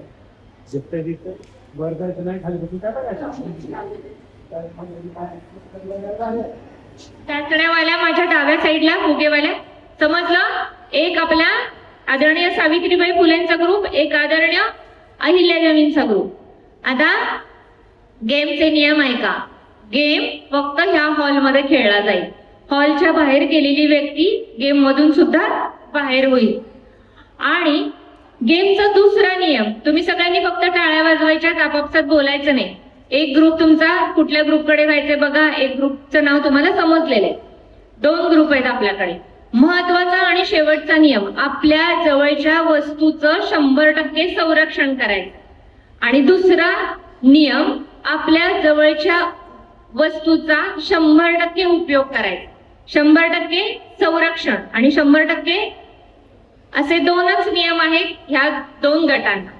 आणि मी स्टार्ट म्हणलं की त्यांनी या हॉलमध्ये त्यांच्या पद्धतीने हे 2 नियम पाळून दाखवायचे. मी स्टार्ट म्हणू, समजलंय तुम्हाला? त्यांना नाही समजलंय, त्यांना समजू दे, नाही समजू दे, पण तुम्हाला समजलंय? आपल्या जवळच्या वस्तूचा किती टक्के उपयोग करायचा आहे? 100%. आणि आपल्या जवळ वस्तूचं किती टक्के संरक्षण करायचं आहे? 100%. तुम्हाला समजलं? फुगेवाले एवढ्याच राहिल्या? कमी पडलं.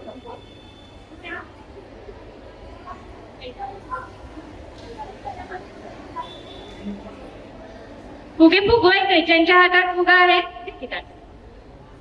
तुम्ही ना फुगा. आता टाचण्यावाल्या ज्या मुली आहे, तू ये ना. फुगा कोणाला फुगवता येतं ते इकडे या. येतोय का तुला? इकडे का? आता टाचणीच्या ज्या मुली आहेत त्यांनी खाली जावा. टाचण्या आहेत सगळ्यांकडे, हा खाली जा. समोर उभे राहा. तुम्हाला नियम कळलाय टाचण्यावाल्यांना? अजून पाहिजे टाचण्या? एक बास. तुम्ही अख्खं हे वापरू शकता.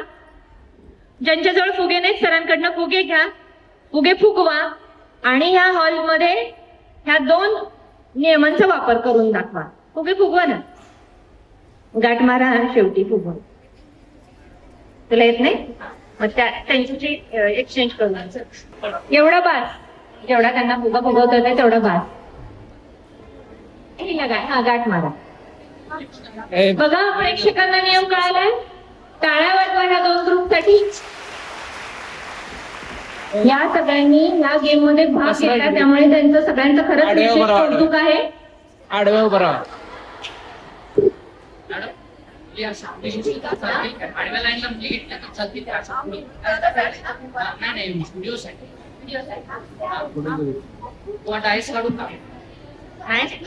आता त्या खालीच जाणार आहे.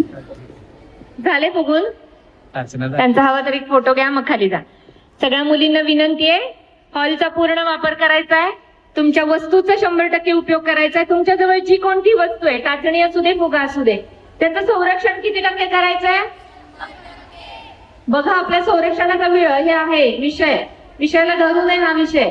त्यामुळे संरक्षण किती टक्के करायचं आहे आणि उपयोग 1 2 3 स्टार्ट. झालं संरक्षण? मी सांगणार नाही काय करायचं ते. मी 2च नियम सांगितले. मला मुलींनी विचारलं पळायचंय का? हॉलच्या बाहेर जायचं नाही.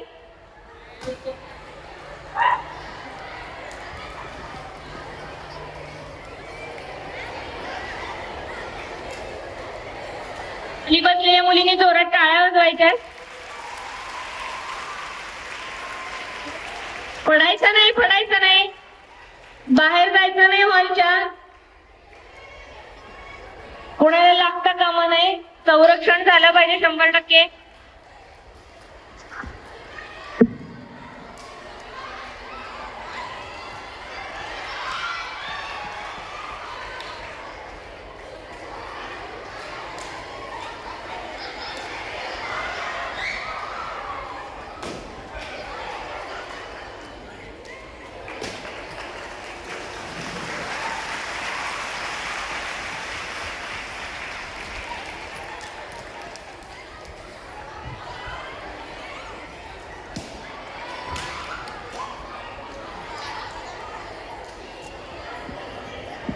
संरक्षण आणि उपयोग ह्या दोन गोष्टी लक्षात ठेवा. एकमेकींना मारू नका, अजिबात मारायचं नाही कोणी कोणाला.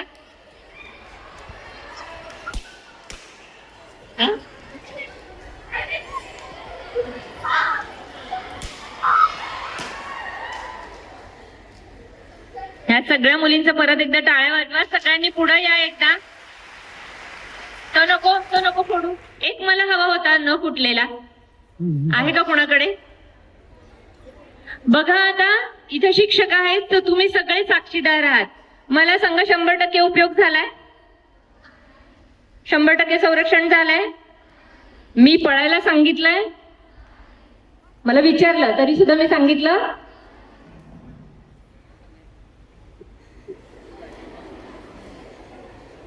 तुम्ही खूप छान खेळलात, प्रेक्षकांचं मनोरंजन केलं आपल्याच वर्गातल्या. जर तुमच्यासाठी एकदा जोरदार टाळ्यांना बसू देत. फक्त मला एक फुगा द्या. चाचणी आहे इथे. बाळांनो, क्लॅप्स कशा देतो? क्लॅप्स गो. मला फुगून द्या.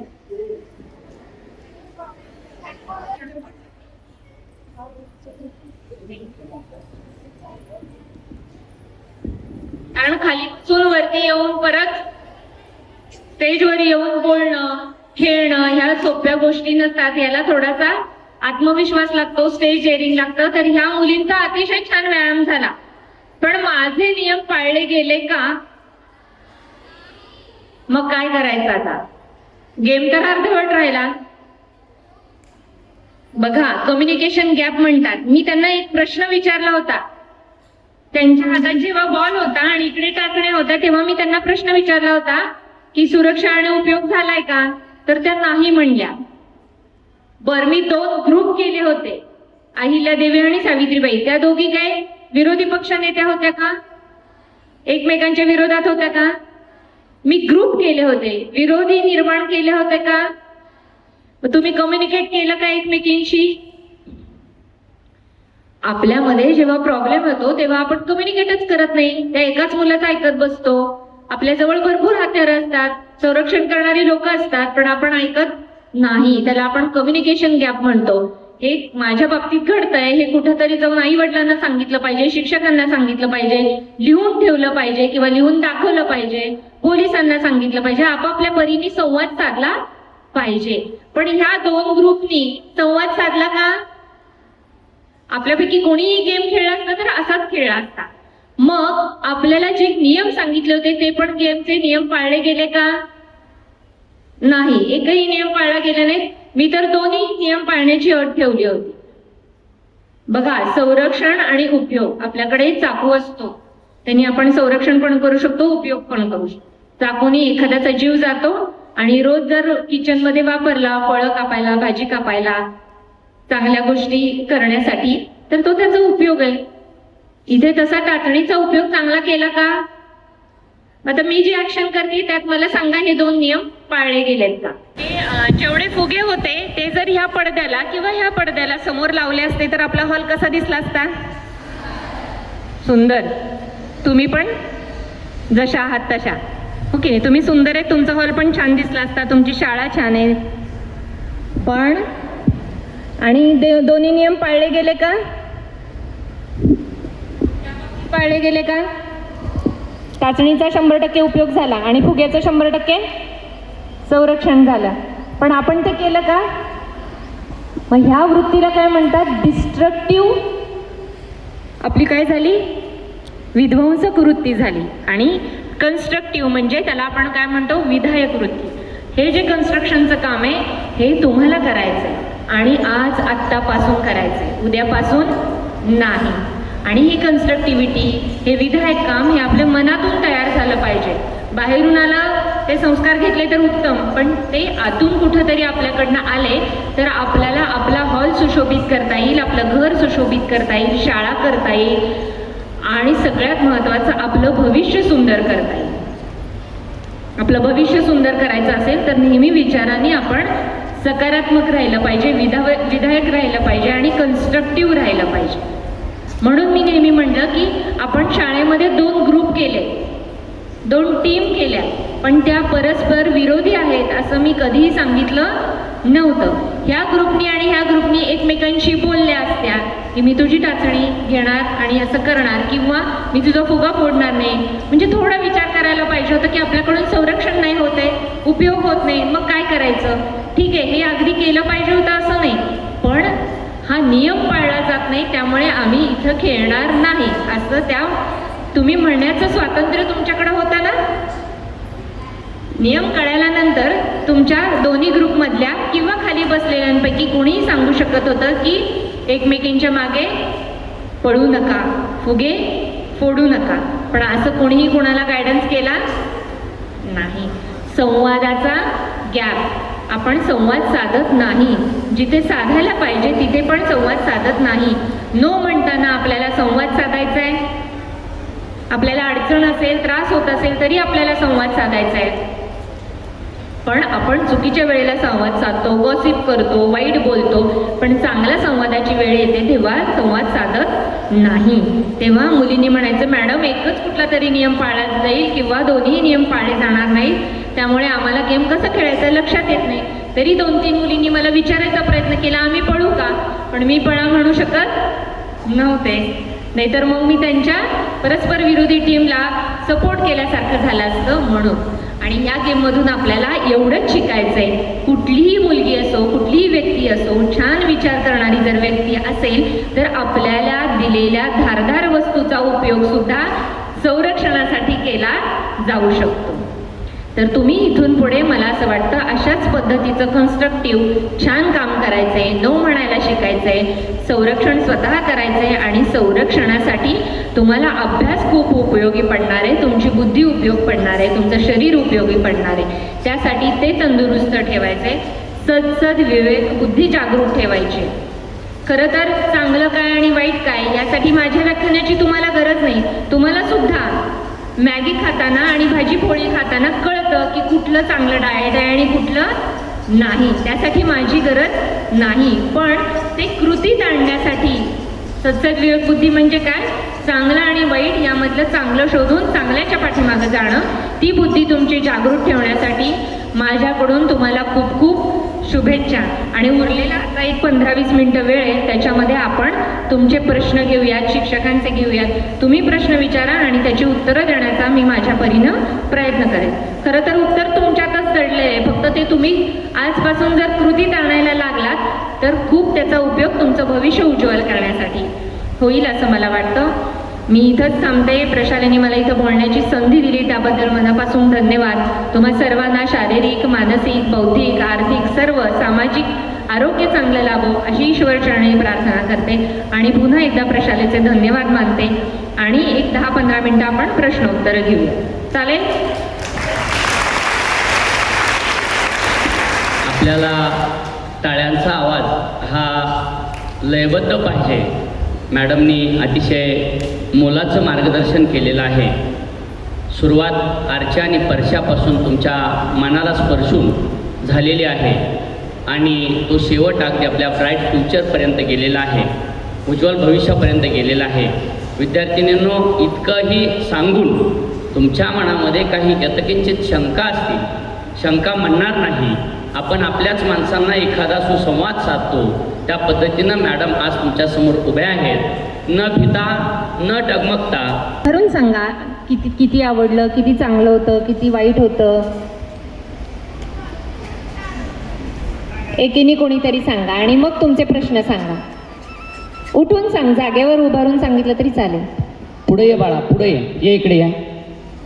माईक. मला खूप आवडलं, मॅमनी खूप छान सांगितलं. सर्वांच्या मनात ते रुजवा आणि प्रत्येकाने मॅमनी जे सांगितलं त्याच्यानुसार वागण्याचा प्रयत्न करा. संध्या ताकतोडे, इयत्ता 9वी अ. अभ्यासाचं अगदी सिनेमाबद्दल पण काहीही विचारा, सिरियलबद्दल विचारा, तुमच्या आवडत्या ह्याच्यात. मुलींच्या जडणघडणीमध्ये आईवडिलांचा, पालकांचा, एकूणच आपल्या कुटुंबाचा जो काही एक महत्त्वाचा भाग असतो तो किती महत्त्वाचा आहे आणि त्याचा परिणाम मुलींच्या वाढीवरती, त्यांच्या भावनिक विकासावरती कसा होतो आणि नकारात्मक कसा होऊ नये, पालकांनी आपली भूमिका कशी बजावावी या संदर्भात थोडं मार्गदर्शन करा. सरांचा प्रश्न तर खूप छान आहे, कारण मला असं नेहमी वाटतं की मुलांशी बोलण्याच्या आधी मला पालकांशी बोलावं, कारण मुलांच्या चुका नक्की असतात पण पालकांच्या चुका बरोबर दुप्पट असतात. त्याहून म्हणजे मी स्वतःही एक पालक आहे म्हणून सांगते की मी माझ्या मुलीला मार्क कमी पडल्यावर तुला का कमी मार्क पडले असं विचारत नाही. मी तिला म्हणते सॉरी तुला कमी मार्क पडले माझ्यामुळे. ती म्हणते तू का सॉरी म्हणते, मी कुठेतरी अभ्यास घ्यायला कमी पडले असं म्हटल्यावर तिला बरं वाटतं आणि गिल्टी पण फील होतं. तिला वाटतं की हिनी तर बरोबर केले पण मीच कमी केला आहे अभ्यास. म्हणजे माझं किती लक्ष आहे. आपण प्रत्येकाने आपापल्या जबाबदारीवर जर लक्ष दिलं तर दुसऱ्याची जबाबदारी आपल्याला सांगण्याची वेळ येत नाही. तर सरांनी विचारलेल्या प्रश्नामध्येच उत्तर आहे की पालकांची खूप मोठी जबाबदारी आहे. कारण मी येतानाच सरांना सुद्धा बोलले की शिक्षकांनी शिकवायचं की संस्कार करायचे. शिक्षकांकडे खूप छान छान विषय असतात, म्हणजे मॅथ्स, भाषा विषय असतात, अजून स्पोर्ट्सचे काही विषय असतात, कलेचे काही विषय असतात आणि ते त्यात खूप तरबेज असतात.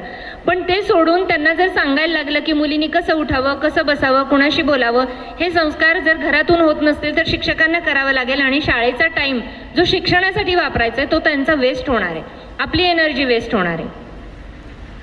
तर इथं पालक उपस्थित नाहीत पण तुम्ही पालकांपर्यंत हा निरोप देऊ शकता. आणि असं काही नाही की पालकांनीच मुलांना सुधरवलं पाहिजे. तुम्ही शाळेत जाता, उलटा पण प्रवास आपण करू शकतो. आपल्या आईला काही गोष्टी कळत नसतात त्या शिकवू शकतात, किंवा स्क्रीन टाईम कमी करा असं तुम्ही आईला सांगू शकता. पण ती सांगण्याची जबाबदारी तेव्हा आहे जेव्हा तुम्ही काम कमी कराल, तेव्हाच ती जबाबदारी. बघा तुमचे पालक आणि शिक्षक तुम्हाला किती टक्के शिकवतात, बरोबर? असं आहे का शाळेची फी 20% भरली मी 20च मार्क पाडते? म्हणजे पालक 100% फी भरून त्यांची जबाबदारी पार पाडतात. मग ते म्हणत नाही की तुला 100 गुण मिळाले पाहिजे, ते ॲटलिस्ट एवढी अपेक्षा करू शकतात की तुम्ही चांगल्या मार्काने पास व्हावं, तुम्हाला त्या विषयाचं सखोल ज्ञान व्हावं. आणि मार्कांचा इथं विषय अजिबात नाही, तुम्हाला जे कोणते विषय आहेत त्याच्या डेप्थमध्ये जाऊन तुम्ही शिकलं पाहिजे. तर सरांच्या याला माझा म्हणजे मुलांना उत्तर देण्यापेक्षा मी सरांनाच उत्तर देईन की पालकांचा रोल अतिशय महत्त्वाचा आहे. जसे मुलांवर संस्कार असतात तसं पालक म्हणून पण आपल्यावर संस्कार व्हायला पाहिजेत. कारण मुलं जशी पहिल्यांदा मुलं आहेत तशी पालक म्हणून सुद्धा आपण पहिल्यांदाच पालक आहोत. त्यामुळे आपल्याला पण संस्कारांची गरज आहे. धन्यवाद. माझं नाव समीक्षा रणजित चव्हाण, मी 11वी ब मध्ये आहे आता. म्हणजे बाहेरून जे सगळे सांगणार आहेत ते सगळे मुलींनाच न सांगतात. म्हणजे मुलांसाठी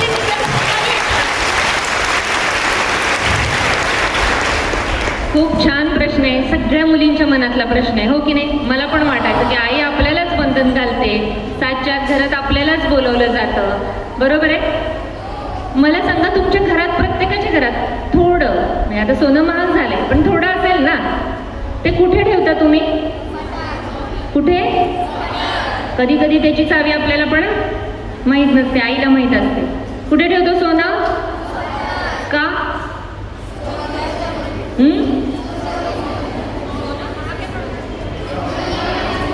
किमती आहे ना, प्रेशियस आहे, व्हॅल्युएबल आहे. ओके, बरं. तुमच्या घरात सगळ्यांकडे लोखंड आहे, ते कुठे ठेवतात?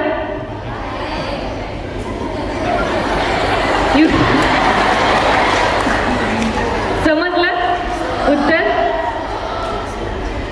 लोखंडाला पण आपण सांगतो ना, नाही ऐकलं तर त्याला पण गंज चढतो, मग ते निकामी होऊन जातं. आणि सोनं तर चोरीला गेलं तर आपलं खूप मोठं नुकसान होतं. तर एवढाच फरक आहे आणि म्हणून सांगावं लागतं, हो की नाही? पण प्रत्येक वेळेस मुलींची मानसिकता अशी असं नसतं ना, अगदीच नाही.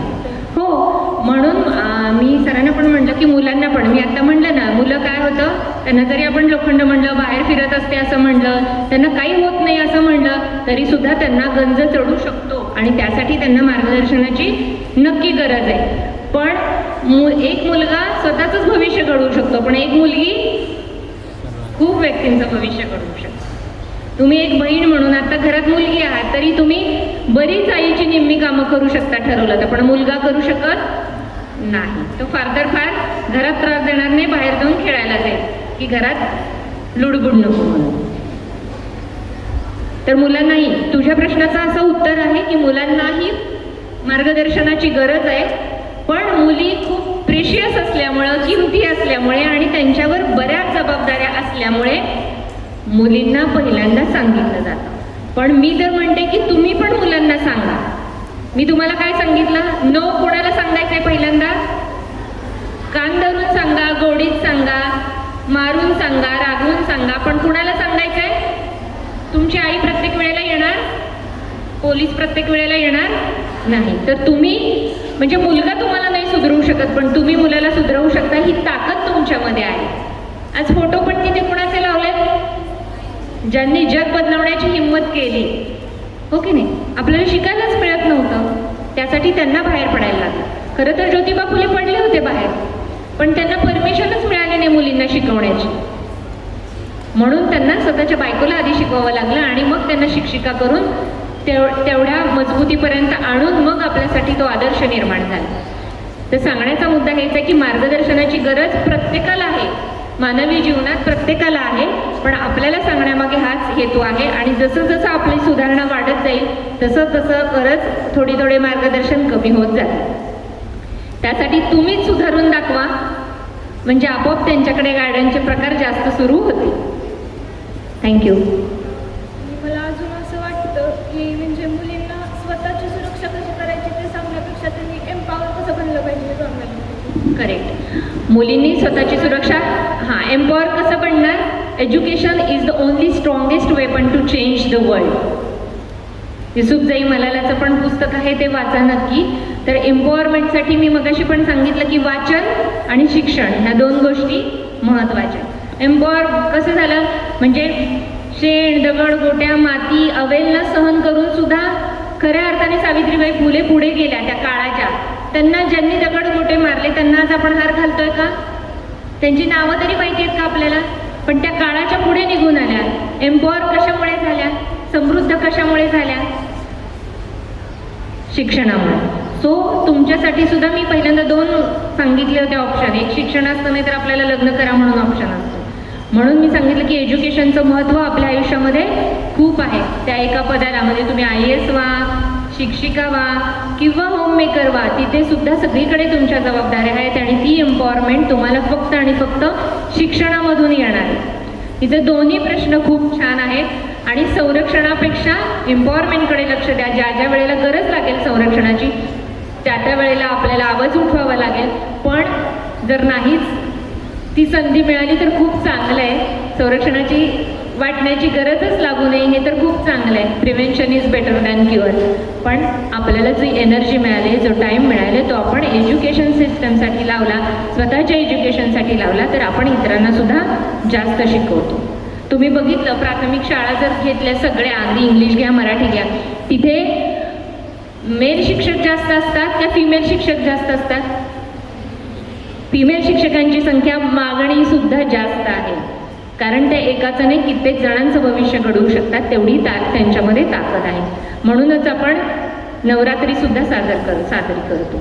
आपल्या भारत देशाला भारत बाबा नाही भारत माता म्हणण्यात आलं. थँक्यू मॅडम, तुम्ही वेळात वेळ काढून आम्हाला सांगितलं त्याबद्दल. तिचा म्हणजे तिची खंत, तिचा राग, तिची चिडचिड मला समजते आणि ती योग्य पण आहे, पण त्यासाठी आपल्याला सिद्ध करून दाखवावं लागणं एवढाच पर्याय. प्रश्न आले का सर? येस मॅडम, ऑडियन्समधून आहे प्रश्न. मी विचारतो म्हणजे तुम्ही उत्तरं द्या जरा थोडीशी त्याची. प्रश्न असा आहे की मला 10वी नंतर कुठल्या साईडला जायचं आहे हे समजत नाही, पण सायन्स आवडतंय, पण मला CA व्हायचं आहे, तर मी काय करावं आणि सायन्स घ्यावं, त्यामध्ये काय घ्यावा विषय किंवा विषय कोणता चॉईस करावा? हां, तर CA व्हायचं स्वप्न असेल तर सायन्स घेऊन चालणार नाही, कॉमर्स साईडला जावं लागेल. तुम्ही BCom झाल्यानंतर तुम्ही CAच्या एक्झाम देऊ शकता. आता पंढरपुरात 21व्या वर्षी CA होणं खूप अवघड असतं, म्हणजे CAची परीक्षा तशीच MPSC UPSC सारखीच थोडी अवघड असते, त्याची एंट्रन्स द्यावी लागते. त्यामुळे कॉमर्स साईड तुम्हाला 11वीला 12वीला घ्यावी लागणार आणि मग CA होता येईल. आणि सायन्सची आवड जोपासायची असेल तर वाचन आपण करू शकतो, त्यात डिग्री मिळवली नाही तरी चालेल, कारण स्वप्न CA बनण्याचं आहे. सायन्स तर आपल्या जन्मापासून मृत्यूपर्यंत आहे, प्रत्येक बेस सायन्स आहे, फिजिक्स आहे, मॅथ्स आहे. त्याच्यामुळे सायन्सची आवड जोपासण्यासाठी पुस्तकं वाचणे आणि CA होण्यासाठी कॉमर्स साईड घेणं अपेक्षित आहे. एक प्रश्न आहे, आता या मुलींना आमच्या बसलेल्या काही आता त्यांना प्रश्न निर्माण झालेत पण विचारायचं धाडस होत नाहीये. तर आपला संपर्क क्रमांक आपण दिला तर आपल्याला कोणत्या वेळेमध्ये या मुलींनी संपर्क साधावा, नाहीतर तुमचा स्वयंपाक चालू असायचा आणि तिकडलं बजेट चुकायचं. तर मुलींना थोडं मार्गदर्शन करा. मी माझा नंबर देते सरांकडेच. आता तुमच्याकडे लिहायलाही काही नाही आहे, तर सरांना तुम्ही संपर्क करून कधीही फोन करू शकता. निर्भयाच्या केसेस असल्यामुळे मी कधीही फोन उचलते, पण तुमचं अर्जंट काम असेल तरच फोन करा. अर्जंट नसेल तर मला माझ्या फोनवर एक व्हॉट्सअप मेसेज टाकून ठेवा, मी स्वतः तुम्हाला त्याचं उत्तर देईन किंवा कॉल करेन. फक्त रेफरन्स द्या की या शाळेतून मी आहे, येत आहे आणि तुमचा प्रश्न. एक खूप जिव्हाळ्याचा प्रश्न आहे आता, आणि हा तुमच्या बाबतीतच विचारला गेला आहे. तुम्ही या मुलींच्या वयामध्ये असताना तुमच्यासोबत काही घटना घडल्या का, आणि तेव्हा तुम्ही त्या कशा टॅकल केल्या? तर आमच्या वेळेला सोशल मीडिया हा म्हणजे सरांशी बऱ्याचदा येताना डिस्कस झालं होतं की असे घटनाच नव्हत्या, कारण सोशल मीडिया एवढं जागरूक नव्हतं. मुलांनी मुलींना बघणं किंवा मुलींनी मुलाला बघणं एवढंच खूप होतं. म्हणजे ज्याला आपण नजरानजर म्हणतो. मी मगाशी सांगितलं की नजरेतनं कळतं आपल्याला आई. तर एखाद्या मुलाने असं बघितलं तर तो आपल्याला आवडला नाही किंवा तो बघतो हे आवडलं नाही, त्याला नजरेने आपण रागाने बघितलं की तो मुलगा घाबरायचा. तर नंतर गेट टुगेदरमध्ये मला असं कळालं की मला ते लोक हिटलर म्हणत होते. मुली नाही हा, मुलं म्हणत होते. तर म्हणजे काय, तर मुलं मला घाबरत होती. थोडक्यात माझ्या वागण्याला बोलण्याला घाबरत होती. मी अभ्यासात बऱ्यापैकी चांगली होते, हुशार होते. मला स्वतःला मार्कांपेक्षा आत्तासुद्धा वाचायला खूप आवडतं. म्हणजे MSc सायकोलॉजी केला असून सुद्धा मी KBP कॉलेजमध्ये MA सायकोलॉजी आत्ता सुरू झालं आहे, म्हणून मी ॲडमिशन पण घेतलं आहे तिथं, की माझी पर्सनल शिक्षणाची आवड झाली.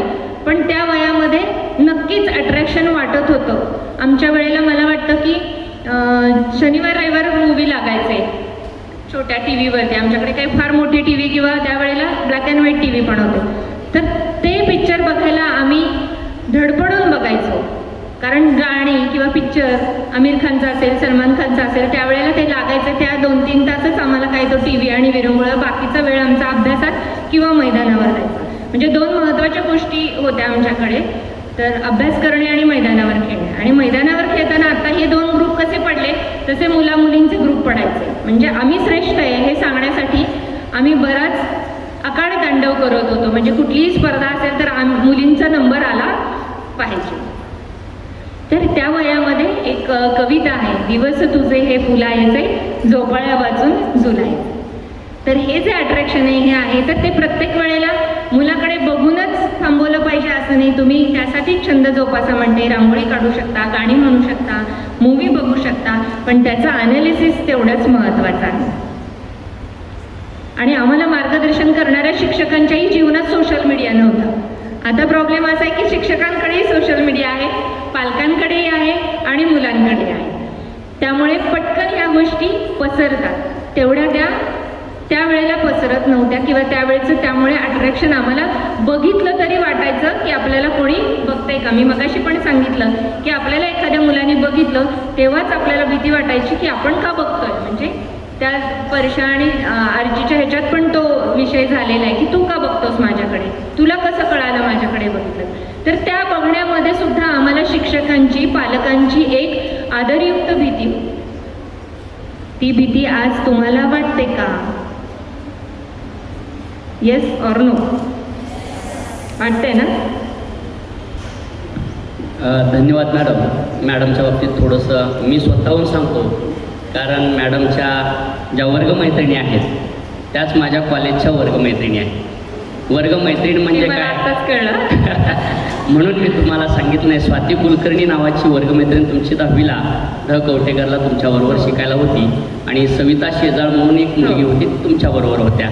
माझा काल स्टेटस पाहून त्यांनी सांगितलं की ह्या माझ्या वर्गमैत्रिणी आहेत. मी त्यांना फक्त होय असा रिप्लाय दिलेला होता, पण आता आज काय रिप्लाय द्यायचा हे मी घरी गेल्यानंतर ठरवतो. कारण एवढे विचार आणि प्रगल्भ ज्ञान, समोरच्याच्या मानसिकतेचा विचार करून अतिशय त्याच्या हृदयाला स्पर्श करणाऱ्या काही गोष्टी आज मॅडमनी या ठिकाणी व्यक्त केलेल्या आहेत. स्वतःची म्हणजे जग बदलत आहे बाळांनो, आणि जग बदलत असताना आज आपण विद्यार्थिनींना केवळ धोके सांगितले नाहीत, तर त्या धोक्यांपासून स्वतःचे संरक्षण कसे करावे आणि योग्य वेळी योग्य निर्णय कसा घ्यावा याचेही महत्त्व आपण समजावून सांगितलेले आहे. आणि या मार्गदर्शनाचा निश्चितच आमच्या विद्यार्थ्यांना भविष्यासाठी 100% नव्हे तर आपल्या म्हणण्यानुसार 110% त्याचा उपयोग होईल अशी विनंती म्हणजे नक्कीच आम्हाला त्यापासून प्रेरणा भेटेल. मुलींनो, आपल्या मार्गदर्शनाची सुरुवात आरच्या आणि परशापासून झाली होती, पण खरं सांगायचं म्हणजे आपल्याला स्क्रीन टाईमपासून आपलं मानसिक आरोग्य, शारीरिक आरोग्य, बौद्धिक क्षमता यामध्ये आपली भूमिका काय असावी या सगळ्यांच्या भोवती कोण येतं आहे. काही मुलींनी प्रश्न विचारले की आम्हालाच का. मग मॅडमने सांगितलं ना, why to say, how to say no.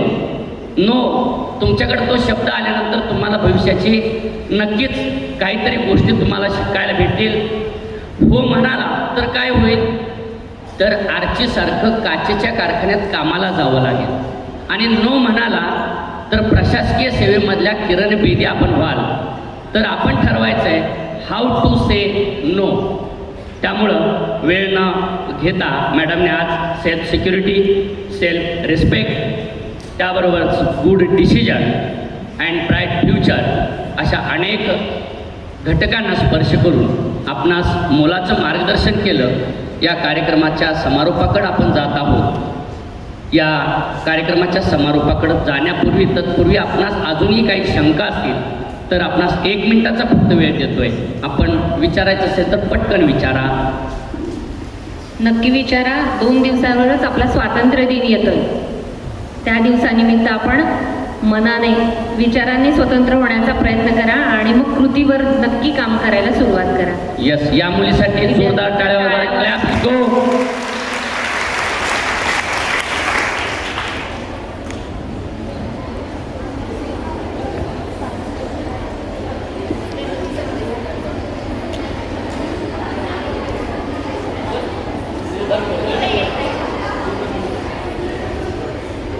माझं नाव विद्या आतार. मी 11वी सायन्स ए डिव्हिजनमध्ये शिकते.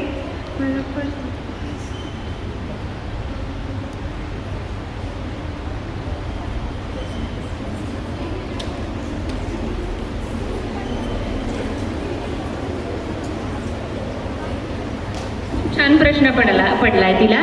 मलाही हा प्रश्न पडायचा. माहेरी म्हणतात तू परक्याचं धन आहे आणि सासरी गेल्यावर म्हणतात हे तुझं घर नाही, तू कुठल्या करून आले वगैरे वगैरे. तर खरंच अजूनही हे म्हणलं जातं आणि ते बदलवायचंच आहे आपल्याला. आणि म्हणूनच हे खरं तर व्याख्यान आहे. म्हणजे सावित्रीबाईंनी तो अशिक्षणाचा काळ बदलून शिक्षणाचा काळ आणला. तर अशा काही छोट्या गोष्टी राहिलेल्या आहेत त्या आपल्यासाठी थोड्या पाहिजेत ना. आपण काय करणार मग शिकून.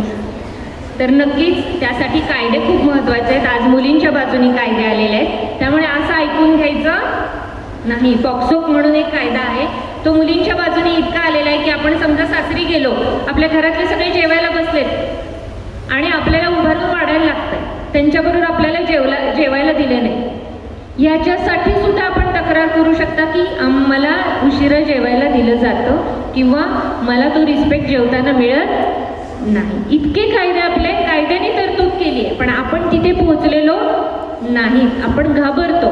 जेव्हा वडील आपल्याला म्हणतात परक्याचं धन आहे, का म्हणतात? कारण आपल्या समाज संस्कृतीमध्ये अजूनही मुलींनी लग्न होऊन सासरी जाण्याची पद्धत आहे.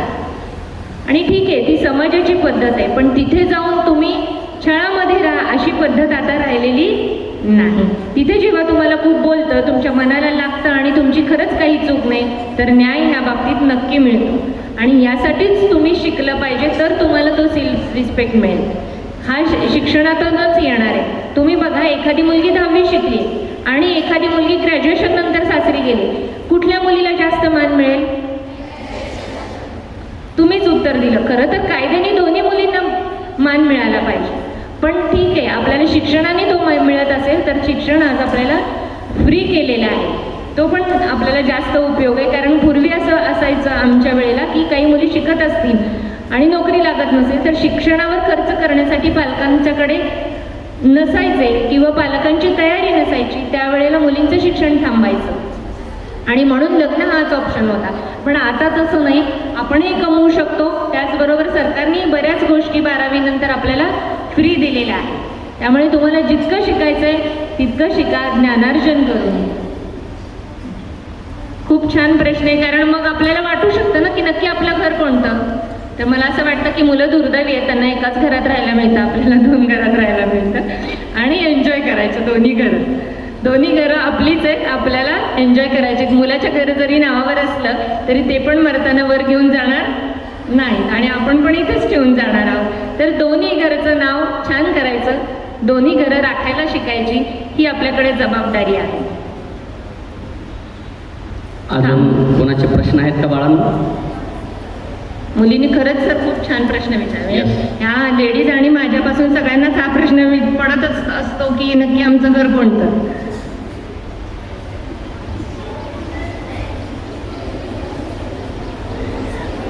ठीक आहे, कोणाच्या स्वातंत्र्य दिन जवळ येतोय, त्या निमित्ताने मला ह्याच संदर्भात किंवा अट्रॅक्शनच्या बाबतीत एक मी कुठेतरी शेर ऐकलाय टीव्हीमध्ये किंवा मोबाईलमध्ये. तर दुनिया में आशिक कई मिलेंगे, दुनिया में आशिक कई मिलेंगे, लेकिन वतन जैसा कोई सनम नहीं. उच्च ध्येय ठेवायचं, लेकिन वतन जैसा कोई सनम नहीं. कपड़ों में लिपट के जाएंगे, सोनों में लिपट के जाएंगे, लेकिन तिरंगे जैसा कोई कफन नहीं, लेकिन तिरंगे जैसा कोई कफन नहीं. येऊ दे सर. मला सांगायचं आहे की प्रेम करायला खूप गोष्टी आहेत. थोडं उच्च ध्येय ठेवलं, लो एम इज क्राईम असं म्हणतात. छोटं ध्येय बाळगणं हा गुन्हा आहे. त्यामुळे जेवढं तुम्ही मोठं विचार कराल आणि कृतीत आणाल तेवढं तुमचं भविष्य अधिक उज्ज्वल होत आहे.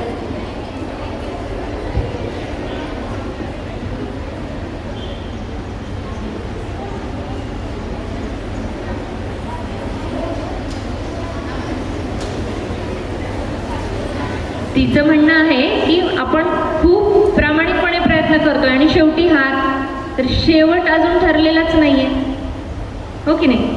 शेवट कधीपर्यंत आहे? आपल्या जीवात जीव असेपर्यंत. तिने छान सांगितलं मला, मन के हारे हार है, मन के जीते जीत. मनाने ठरवलंय का? त्यामुळे शेवट झालेलं नाही. मनाने ठरवलं की आता आपण हारलो, इथं आल्यानंतर माझे हात पाय लटलटणार आहेत, मला बोलता येणार नाही, असं माझ्या मनानेच ठरवलं तर मी इथं येण्याच्या आधीच हात थरथर कापू शकतात. पण मी ठरवलं की जाऊ दे, फार तर फार मला मुली नावं ठेवतील, शिक्षक म्हणतील की ह्या मॅडमना परत बोलवायचं नाही.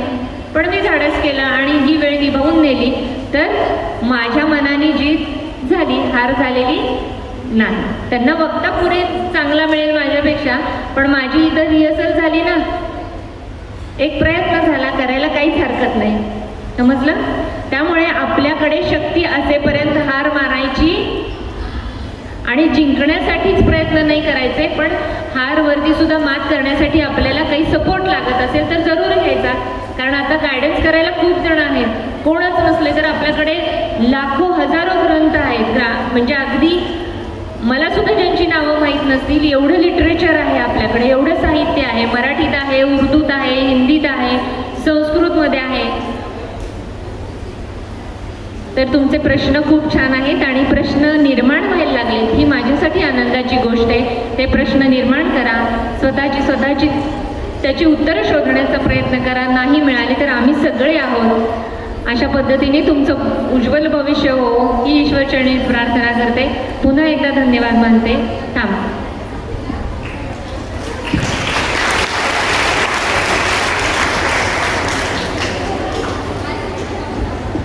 फक्त लेडीजचाच असा काही प्रश्न आहेत आणि इथे जेंट्स असल्यामुळे आपल्याला विचारता येत नसेल तर त्यांना बाहेर जाऊ दे का? नको ना? चालेल आमचं विचारून. ठीक आहे. तसंही काही असेल तर व्हॉट्सअपवर, फोनवर नक्की विचारा.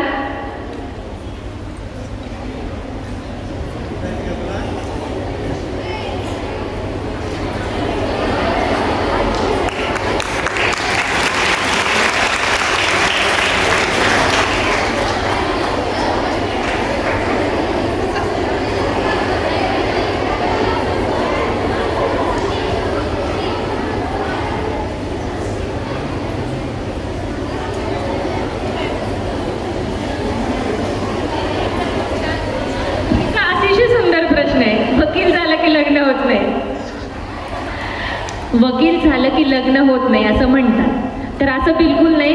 कांबळे सरांना ज्यांनी रेफरन्स दिला ती माझी मैत्रीण वकील आहे आणि ती मुंबईला असते आणि तिच्या मागं लागलेले सगळे लग्न कर, ती नको म्हणत होती कारण ती आईला एकटीच आहे. पण आज ती मुंबईत आहे, ती पंढरपूरमध्ये पण छान प्रॅक्टिस करत होती, त्याच्यानंतर ती साताऱ्यात होती, तिथेही छान प्रॅक्टिस करत होती, पण नवऱ्यामुळे तिला मुंबईला जावं लागलं बदली झाल्यामुळे. पण तिथेही ती छान करते, म्हणजे गृहिणी म्हणून पण छान आहे, एक आई म्हणून पण छान आहे, एक मैत्रीण म्हणून आणि एक लॉयर तर खूप छान आहे. म्हणजे फक्त ती वकिलीच करत नव्हती तर वकील जे विद्यार्थी होते त्यांना पण ते शिकवायला जात होते. सो कोणतंही करिअर केलं तर लग्नामध्ये अडथळा नसतो. आणि मी म्हणते जर असं असेल तर उलट तुमच्यासाठी चांगले ऑप्शन्स निर्माण होतील. ज्यांचे असे विचार आहेत त्याच्याशी आपल्याला लग्न करायचंच कशाला, बरंच इलिमिनेट होईल.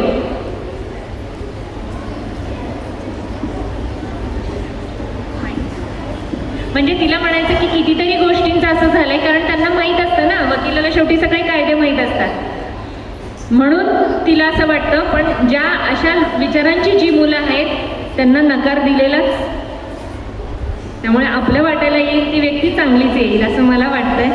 आणि असं काही ऑप्शन नाही आहे, ज्यांची झाली नाही त्यांची काहीतरी वेगळी कारणं पण असू शकतात किंवा त्यांना ओळखायला व्यक्ती चुकल्या असतील, त्यामुळे त्यांचा तोटा आहे. जे आपल्याशी लग्न करणार नाही खरं तर तोटा त्यांचा आहे.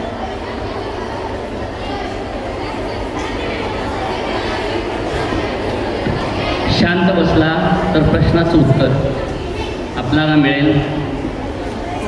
बैठे बैठे सावधान.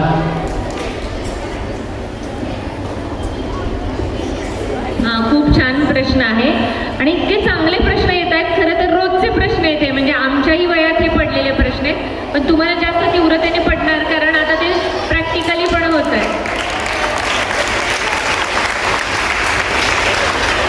तर तिचा प्रश्न असा होता की लग्नाच्या आधी म्हणतात की मुलगी शिकलेली पाहिजे आणि नंतर जॉब करू देत नाही. तर त्या सर्कमस्टन्सेस म्हणजे त्या वेळच्या सिच्युएशन आपल्या घरातल्या माहेरच्या असतील सासरच्या असतील त्या सिच्युएशनप्रमाणे आपल्याला मोल्ड होता आलं पाहिजे. घरातली जबाबदारी सांभाळून आपण जॉब करत असू तर खूप चांगली गोष्ट आहे. किंवा जॉबला ऑप्शन नसेल तर आपण घरात बिझनेस पण करू शकतो. फक्त तुम्हाला जेव्हा आपण ठरवत असतो, हे बोलणी करत असतो, शांत ताट बसा. परत एकदा आपण दिलेल्या सूचनेचं पालन करत आलेला आहात. कार्यक्रमाच्या आपण आता 5 मिनिटं राहिले. हो, आणि आपण शांत बसला तरच समजणार आहे. गा प्रश्न यांचे नको आपल्याला विचारायला, समजायला नको का? मग त्यांना आम्ही तिकडं शाळेत सांगतो, त्यांचा प्रश्न आहे उत्तर तिकडं सांगतो आम्ही. हां,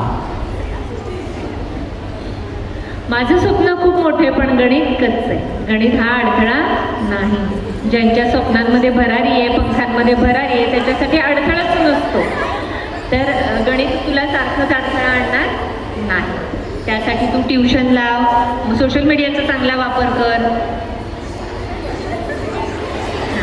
बेसिक गणितमध्ये कच्चा असू शकता, आपल्याला एखादा विषय अवघड असू शकतो. आता आपल्या सगळ्यांना पुरणपोळी आवडते पण सगळ्यांना चांगली बनवता येते असं काही नाही ना. तर तू गणित शिक पहिल्यांदा बेसिकपासनं, पहिलीपासनं गणिताची सगळी पुस्तकं आण.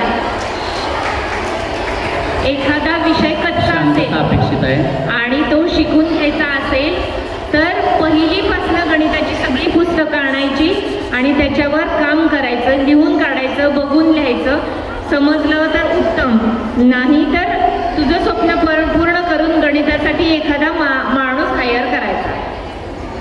म्हणजे गणितासाठी एक वेगळी व्यक्ती ठेवायची. आपली शाळा चालवत असतो तसं आपण मुख्याध्यापकापासून शिपायांची नियुक्ती असते की नाही, करायचं काय? मुलींनी आपापसामध्ये बोलायचं.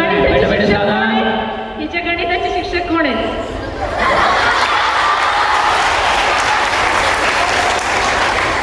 तिला गणित आला की बक्षीस तुम्हाला सर.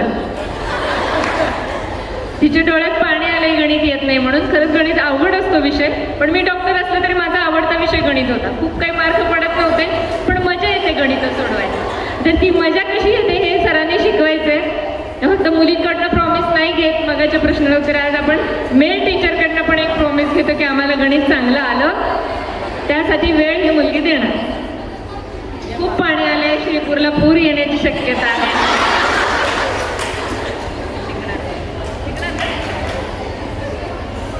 तू पंढरपूरला येते माझ्याकडे शिकायला. 5वी पर्यंत 10वी पर्यंत गणित मला चांगले आहे, तिथनं पुढे फारसं काही येत नाही. शिकणार ना? आजपासून ही गणिताला स्वतः 2 तास देणार आणि सर 1 तास शिकवणार. किंवा सरांच्या गाड्याच खाली कुणाकडे शिकायला जायचं असेल तरी जा. स्कॉलरशिपचं गणित, बेसिक गणित, गणिताचे पाढे, पहिलीपासूनची सगळी गणिताची पुस्तकं आणायला, जुनी घ्यायची, पैसे खर्च करायचे नाही. आता कितवीला आहे? 8वी. 1ली ते 8वी सगळी पुस्तकं आण आणि हे जे येत नाही ते सगळं लिहून जा. गणिताचं खरंच ती प्रयत्न तिच्या डोक्यात शिरत नाहीये. आवाज नको आहे. आणि आता जो हसेल किंवा जो आपापसामध्ये बोलेल त्याला पुढं आणणार आहे. मग आता तुम्ही ठरवा. बैठे बैठे सावधान. मगाच्याच प्रश्नाला धरून आहे की जेव्हा आपण सासरी जातो, एकतर सासरी जाण्याची मुलींनीच का पद्धत आहे. मी जसं म्हटलं की आपल्याला संधी मिळते 2 घरांचं भविष्य उज्ज्वल करण्याची, ती संधी आपण कशाला घालवायची. बरोबर आहे. तुम्हाला 1 चॉकलेट खायला आवडेल का 2? तसंच आहे, 1 घर सुंदर करायला आवडेल का 2? लहानपणापासून आपण आईवडिलांचं घर छान करत असतो तसंच आणि कोणाचं तरी आपण करू शकतो ही धमक आपल्यामध्ये आहे. मुलांसाठी आईवडील सोडून जाणं खूप अवघड आहे. पण आता तसं राहिलेलं नाहीये. म्हणजे सासर माहेर असं राहिलं नाही. सासरची लोकही जबाबदाऱ्या माहेरच्या पार पाडायला वेळ देतात. समजून घेणारी लोक आता आहेत. कारण मुलींची संख्या बऱ्यापैकी कमी झाली आहे, लग्न टिकत नाही आहेत. त्यामुळे सासरची लोक पण त्यामध्ये शिथिलता आणत आहेत. पण तो बदल हळूहळू होईल.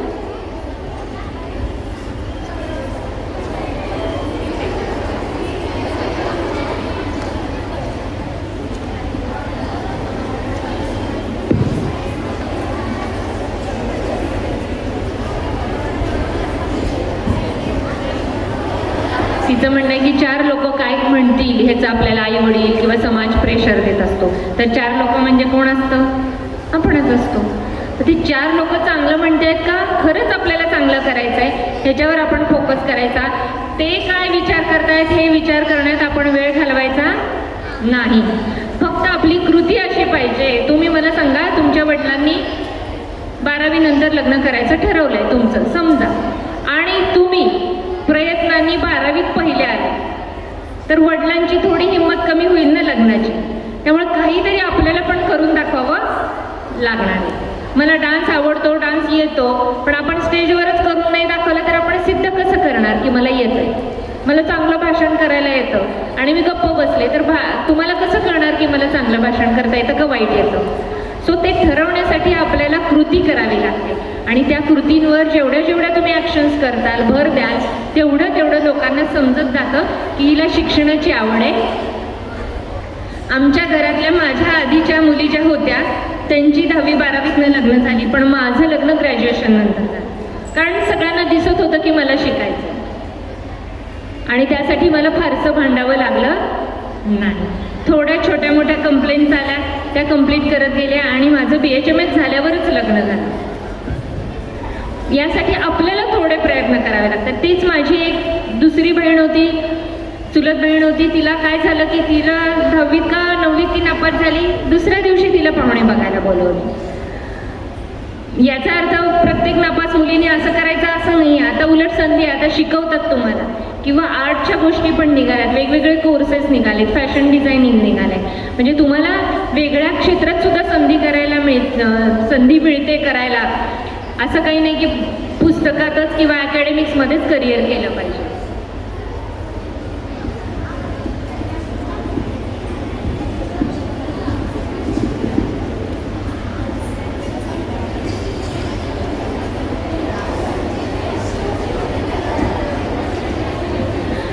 दोन प्रश्न आहेत की मुलीकडनं चूक झाले की समाज तिलाच नावं ठेवतो, मुलांना सोडून दिलं जातं. तुमच्या इज्जतीबरोबर समाजाची इज्जत आहे, ही मानाची गोष्ट आहे का अपमानाची? म्हणजे आपल्याला जरी वाईट वाटत असलं, आपल्याला टार्गेट केलं जात असलं तरी सुद्धा मुलावर अवलंबूनच नाहीये. मग मग कुणावर अवलंबून आहे? तर ही गोष्ट खूप महत्त्वाची आहे, तेवढी ग्रास्प करणं सोपं नाही आहे ही गोष्ट, की आपल्या वागण्या बोलण्यावरती बऱ्याच जणांचं सामाजिक भविष्यसुद्धा अवलंबून आहे, की ते मुलावर नाही. मुलांमुळे बदनामी होत नाही, मुलीमुळे होते. म्हणजे तशी पण नाम करण्याची ताकद कुणामध्ये आहे? तुमच्यामध्ये आहे ना? तर ह्या काही समाजाच्या गोष्टी आहेत, अगदी बरोबर आहे, तुम्ही सहन केल्या. पण याचा अर्थ मगाशी म्हणल्यासारखे हे दोन विरोधी पक्ष नाहीत. स्त्री आणि पुरुष एकाच समाजाच्या बाजू आहेत, पण त्या परस्पर विरोधी नाहीत, त्या परस्पर पूरक आहेत. बरोबर आहे? राखी पौर्णिमा येते, बहीण भाऊ, नवरा बायको, इथे काम करणारे सगळा स्टाफ, हे सगळे एकमेकांना पूरक आहेत. ह्यात स्त्री आणि पुरुष असं काही नाही, किंवा ते परस्पर विरुद्ध आहेत असं काही नाही. स्त्रियांना सुद्धा आता कायद्याने बरंच संरक्षण मिळालेलं आहे. वेगवेगळ्या जाती असल्या तरी स्त्री आणि पुरुष हे दोन महत्त्वाचे त्यातले घटक आहेत, परस्पर विरोधी नाहीत, परस्पर पूरक आहेत. दे कॉम्प्लिमेंट इच अदर.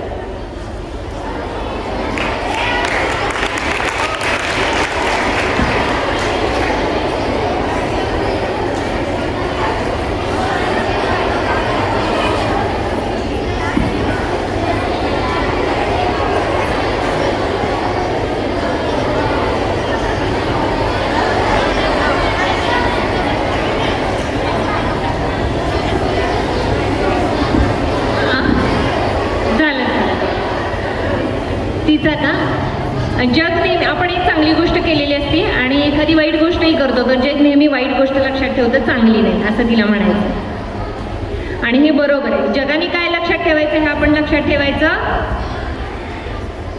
आपण चांगलं करत राहायचं. आपल्याला एक ठराविक अमाऊंट ऑफ लाईफ दिलेलं आहे, म्हणजे आपल्याला असं काही खूप माहीत नाही आपण किती जगणार, काय करणार. जन्म आणि मृत्यू ठरलेला आहे, मधला प्रवास आपल्या हातात आहे. तो प्रवास कसा सुंदर करायचा हे सर्वस्वी आपल्यावर अवलंबून.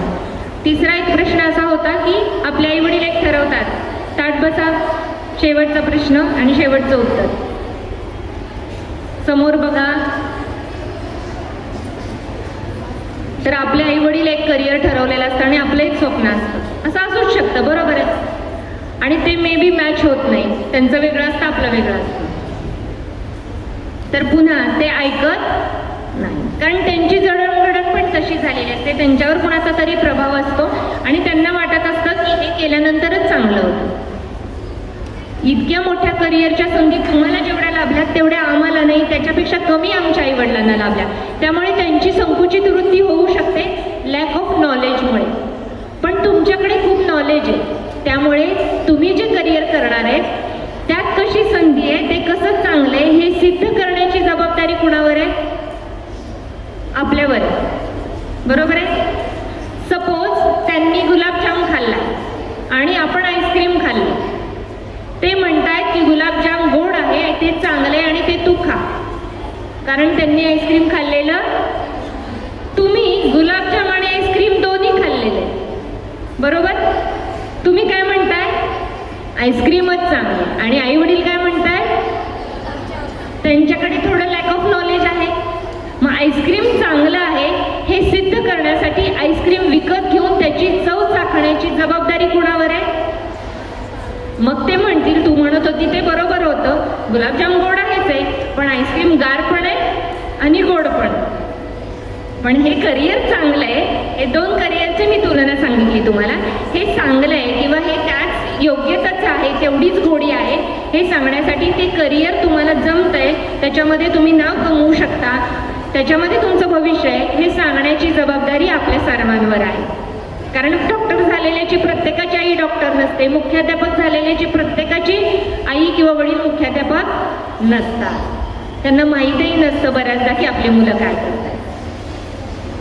सो तुम्ही खूप छान 2 तास 1.5 तास छान ऐकून घेतलं शांतपणे, त्याबद्दल मनापासून धन्यवाद. कांबळे सर, मुख्याध्यापक आणि संपूर्ण शिक्षिका आणि शिक्षक यांचे आणि तुम्हा सर्वांचे खूप खूप धन्यवाद. धन्यवाद मॅडम. आई खरंच काय असते?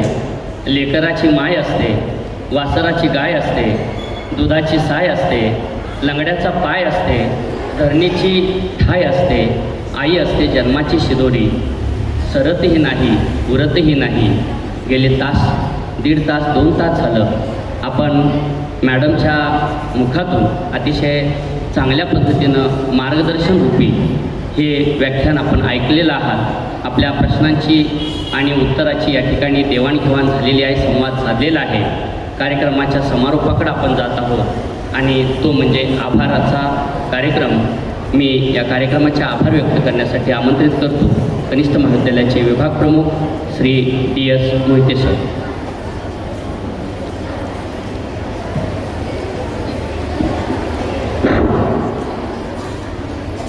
ताट बसा बरोबर.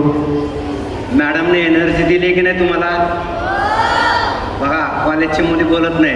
मॅडमनी एनर्जी दिली की नाही तुम्हाला? शाबास. मॅडमचं समुपदेशन तुम्हाला आवडलं का? मग मॅडमचे आभार मानायचे का? चुकला.